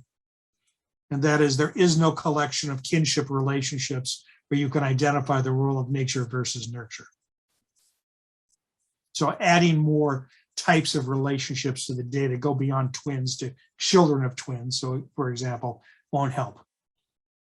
The reason that that's going to happen, I'm just going to skip these given the time, is that every time I introduce a new type of pair, cousins, children of identical twins, I have to take a stance on how similar their environments are. And there's no way to concatenate the similarity of the environments. And so every time you add a new relationship, you get more unknowns than you do data moments. So what I want you to take from that is the pessimistic statement, which is that kinship studies will not speak to the role of genes in intergenerational mobility. Okay, I mean, there's actually, they can prove that it's not, they can't.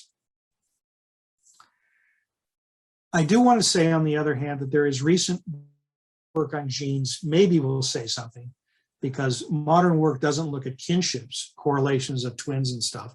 It actually looks at the DNA. And so there is a literature that finds various genetic markers are correlated with socioeconomic outcomes. And you could, in principle, relate those genetic markers to which ones are heritable or not. Now, I think the identification questions haven't been solved. And I'll say is not that that will solve identification, but it will provide new ways to try to think about how we might get some genetic data, the genetic role of genes, some information that's credible. What I want to do instead, however, is tell you about something called epigenetics. And this is a frontier idea in biology, and it may turn out to be important for economics. Roughly speaking, if applications already for some economic research. If you think about everything I've said, and I know I've gone very quickly, I've been worried about how do you distinguish nature versus nurture, genes in the environment. And what I said is they're complicated. They unless you have a way of decomposing them, you can never say which one matters. Epigenetics is suggestive that the interactions are more complicated than has been previously understood. The way to understand epigenetics is the following, and that is, before I learned about it, I didn't really know much biology. So I had the model I had in my head is the DNA is a blueprint, and the development of the baby is the blueprint, and the baby is the product of the blueprint. That is not the right way to think. What the DNA have in it is a set of blueprints. The environment of the fetal environment determines which blueprint is activated. So malnourished mothers have effects on how their children develop, starting at birth, so on and so forth. And so genetics is about the effect of the fetal environment on the genetic triggers that determine the realized baby. I know that sounds very unparenting, but that's roughly speaking what's happening. So let me tell you about an example of it. Everybody with me? At the end of the Second World War, there was a famine in the Netherlands. So when the German army left, or was forced, the food supply got destroyed, and there was a brief famine in the Netherlands. Everybody with me? So that's the historical fact. Medical scientists then looked at children of mothers who were pregnant during the famine. The children who were in utero during the famine tended to be overweight as adults. And furthermore, it depended on which trimester. Why is this a big deal? Because the explanation is that it is an example of epigenetics. the mother was experiencing a calorie-deprived environment, certain time when the blueprint for calorie craving occurs. And so what happened was the fetal environment triggered a love of calories to be programmed into the child. And so the child as an adult craved calories. Now, why would this have happened? It's because when humans evolved, calorie deprivation was to a large extent environmental. And so if the mother was malnourished because of it was a calorie deprived environment, it meant the child was a malnourished environment, and it is adaptive to crave calories when there's a shortage of calories. The problem is that human beings are so weird, the great achievement of human civilization is we cause famines ourselves. And so what happened was the environmental triggers were irrelevant for the children's adulthood. And so they were in a very wealthy country. They had access to all the stuff you want to eat, and they became overweight. And why am I telling you this story? Because it's actually very important. Because it says if we're going to think about the role of genes in intergenerational mobility, you have to think about it from the perspective of fetal development and all of these environmental triggers that are going on. All right. And so if you think about events in countries associated with famines, this now gives you something you have to think about as to what the effects were on people who grew up during the famine or were in utero during the famine. And it makes it important to think about how terrible harms that have been done to individuals in the past might have been transmitted generations. It is known in some species, not humans, there's no data on it, let me be clear, that there can be transgenerational epigenetic inheritance. Now, there is stuff that happens in utero affects grandchildren. So all of this is to say, I think that the following. Number one, it's very important to learn about genomic data. In other words, the actual use of genetic markers to predict things. That's 21st century data, and it's not going away. We don't know the identification issues. However, in thinking about all of that, the other part of 21st century science that's going to be important is ethics, which I think changes the way we think about nature versus nurture. Okay, so those are the four theories I want to put on the table.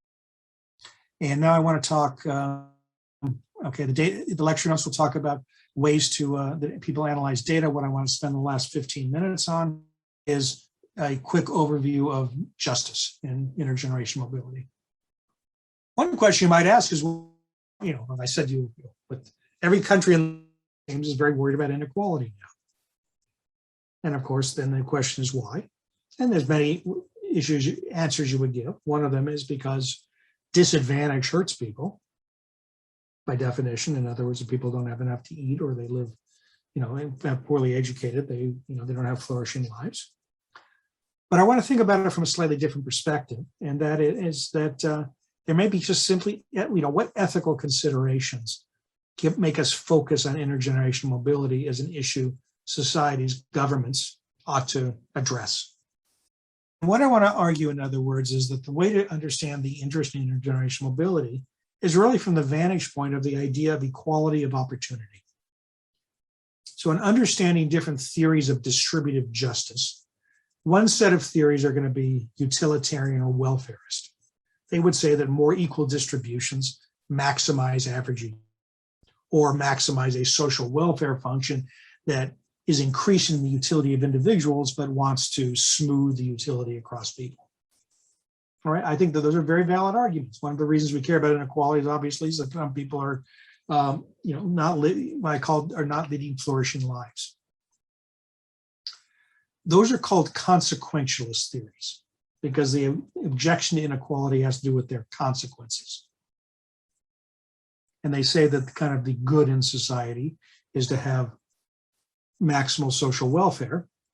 And so you would choose policies and you would be concerned about intergenerational mobility to the extent that it was not maximizing utility.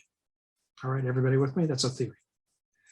A second set of theories, so here's a word you should know if you haven't seen it, are called deontological.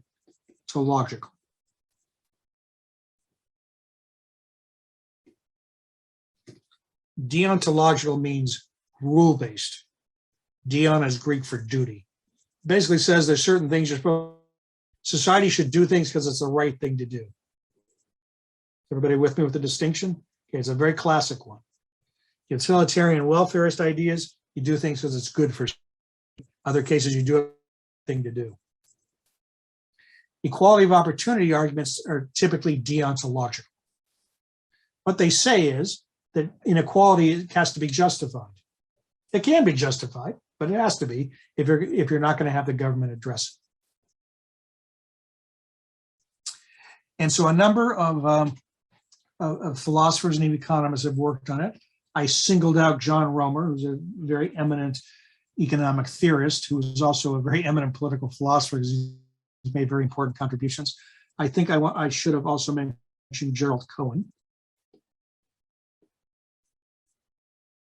And there's other philosophers I could have mentioned, but the following, it made a set of arguments that say the following.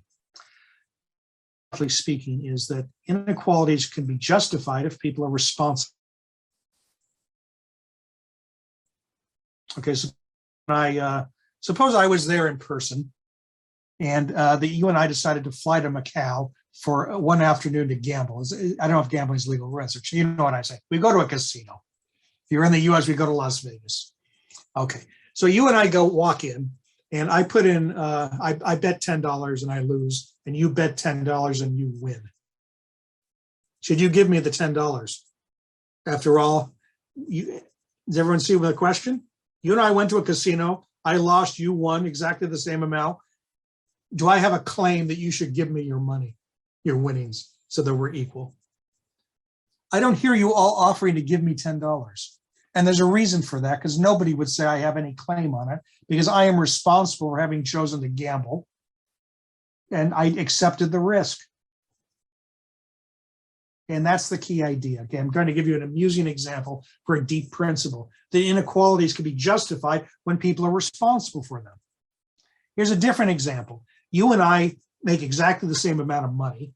You decide to go on I decide to go on a vacation. You invest all of your money. My vacation was for 2 years. So I come back, are you with me? I have no money, and I go to work for you because you built a company. Is it unfair that you own a company and I don't? Nobody would say, you would say, no, I'm responsible. I'm responsible for having made the choice to liquidate my my pleasure. You decided to save it and build the company, so I have no claim for that. Notice, by the way, for those of you who are interested in Marxist ideas, that's the argument against exploitation in Marxist thinking being a good idea. The idea of I work for somebody that exploits. The famous counterexample is we start with the same resources. I decide to spend mine and then go to work for you. How can I say I've been exploited by you? Okay, that's just a digression. But all I want you to see is, so the answer is I will share the slides tomorrow. There were some typos I want myself that I didn't see, so I will take it. All I want you to see is the key idea is asking inequalities can be justified because people are held responsible for them. And so then you see immediately, and so I'm going to skip the slides just to give you what the key idea is. Intergenerational transmission of socioeconomic status is exactly the sort of thing you can't justify. I'm not responsible for my, neither are you. So that's the key point. In other words, the extent to which my parents' income controlled my outcomes, that's a factor that I'm not responsible for. Hence, it will be, by implication, unjust. And so that becomes the ethical justification for addressing it. Okay, does that make sense?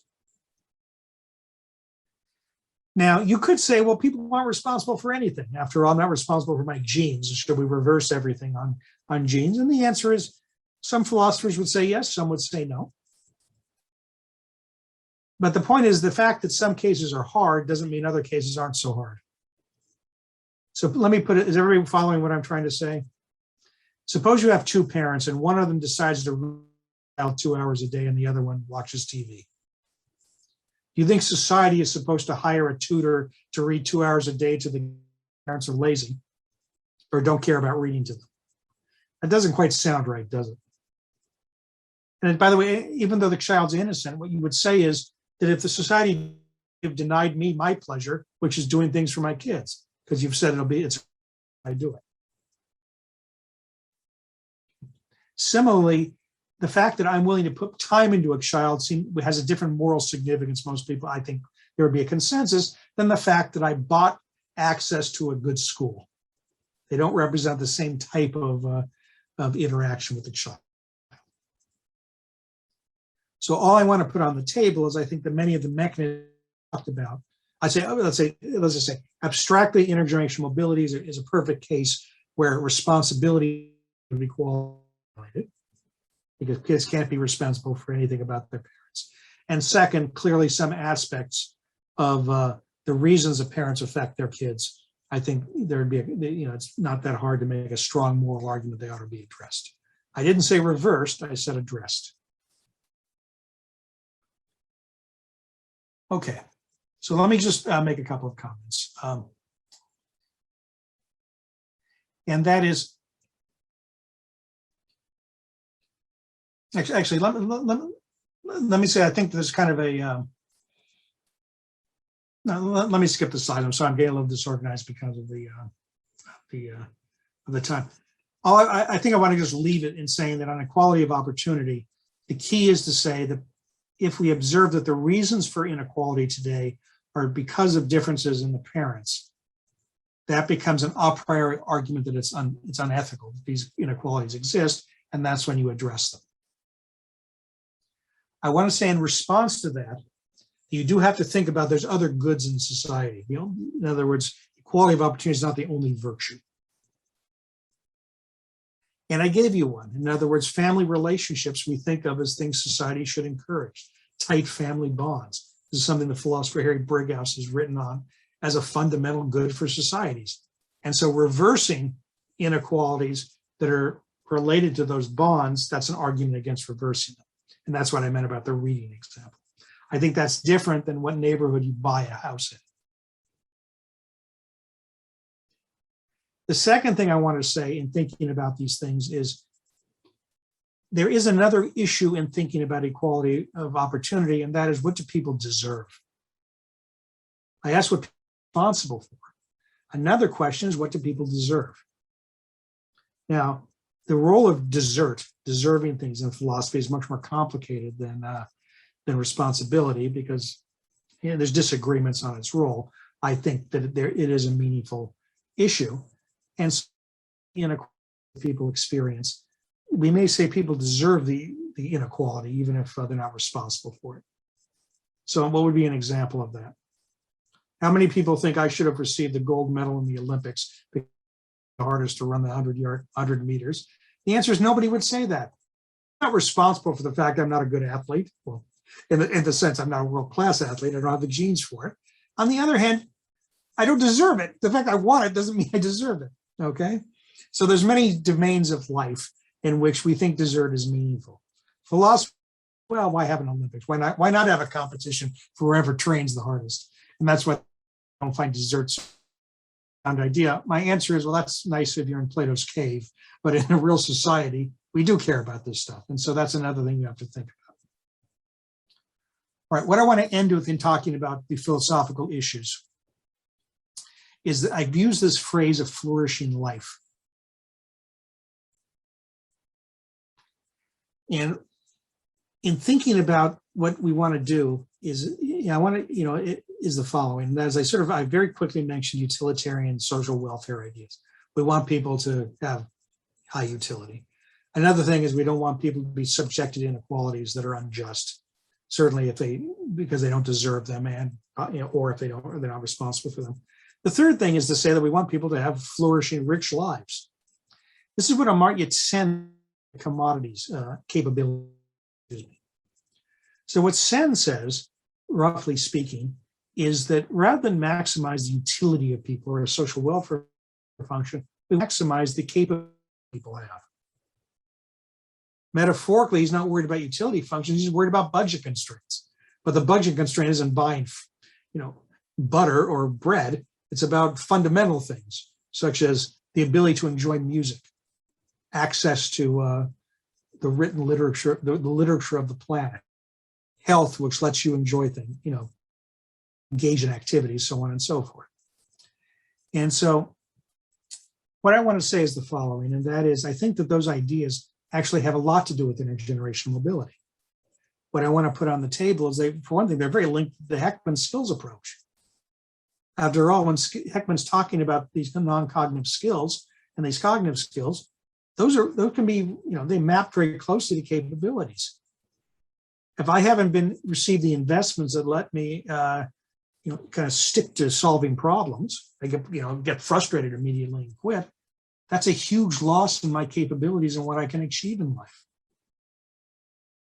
An investment in the personality trait that makes me open to new experiences, that's a terrible loss in the flourishing of my life. After all, think about it in current politics. Xenophobia is, an evil in many, many dimensions, and that includes the individuals having poor lives because of it. Okay, so I've gotten a time saying to finish up soon. So all I want to say is that one idea for you to think about if the ethical stuff is the links between Heckman's Sen and intergenerational mobility. The final thing is I want to point out that I skipped I actually did a philosophical tradition that is very important in ethics. It's called virtue ethics. And in virtue ethics, the idea is you want to do is to cultivate the virtuous people. In other words, what society should do is engage in activities, in setting institutions and the like that promotes virtuous citizens. Now, in the West, those ideas are associated often with Aristotle, but he's not the first, most famous one. Those are Confucian ethics. And so this is a very serious, and that is one of the interesting areas in political and ethical theory beyond political philosophy, is what is an area that leans in the West is called future ethics, but is explicitly an effort to synthesize ideas from Aristotle and Confucius that gives a different vision of what a good society is supposed to do. And so the things you would focus on in terms of mobility is the cultivation of various virtues in individuals. And again, that's an understudied area, but I think it's closely related to the skills approach. I think it's related to the Sen approach. And so there's just really a lot of exciting work on the interface. Okay, that's where I should stop. As I said, I didn't get to the second lecture. I will, in the next 24 hours, send all the slides. And as I said, I was upset. There's some typos in the subscripts of some of the equations I need to clean up. But I will make sure you get all of that. I will also send a set of recommended readings and a brief paper I recently wrote on intergenerational mobility, which kind of surveys the lay of the land. Okay, any final questions? Professor, I have a question. Please. You were talking about the equality of opportunities and responsibility and irresponsibility of people. Mm-hmm. So it's related to my country. I come from a culture where people spend lots of money on the weddings and some kind of occasions, and it creates lots of industries in that area. So recently, what government is doing is that they are planning to adopt some kind of law that is going to prohibit people of having all kind of ceremonies. But I think that they come from the idea that it creates some kind of inequality, because people who are throwing big parties, they are getting some kind of loans from the bank because they cannot afford doing that, but because of the culture they have to do it, and which leads to that they're going to be in a power to trap, and those who are having this kind of businesses that provide this kind of services will be gaining more money. So there will be like more inequality in the society. But when you think in the macroeconomic perspective, less spending, less consumption will lead to less productivity in the economy. So I wanted to ask you, the government is supposed to not intervene because people are responsible for their own choices, or how does it go? Well, I think the argument for this intervention, now again, I don't know I'm not defending, I'm giving you an argument for the intervention. The argument would be that some choices people are not fully responsible for because of social pressures. In other words, you can have an equilibrium where a majority of the population doesn't want to do this, but because they'll be shunned by others, they sort of, it's not an unconstrained choice. So one argument would be that you're at a bad that the population's at a bad equilibrium. What the intervention does is it moves you to a good equilibrium. Think about coordination games, where you have high effort, low effort, and there's two equilibria. So that would be one argument. I think so that is one issue. The second issue, which is we're often not comfortable talking, governments want to promote values, and so if they believe there's a set of values that are not desired for whatever social reasons that are associated of traditional activity, then that becomes justification. I'm speaking with no knowledge as to whether or not kind of the productivity and stuff. The issue there is what happens if people don't spend money on that. What are they going to spend money on? And so you have to ask the general question: if I reduce activities in one domain, how do they spill over to activities elsewhere? Because I was thinking in the context of COVID-19, all the economy is kind of inactive now in my country, and it's very hard to bring up those like demand to increase. So giving some kind of. But that sounds like a plausible argument that the timing of such an act be sensitive to the COVID situation. So I guess I don't know anything about it. Maybe that the timing's deliberate because they don't want COVID to interfere with the weddings, and so they want to discourage them because of the spillover effects. Okay. I need to let you go because the next person's here. So I'm going to sign off. Thank you all, and I'll see some of you later in the week. Take care. Bye bye.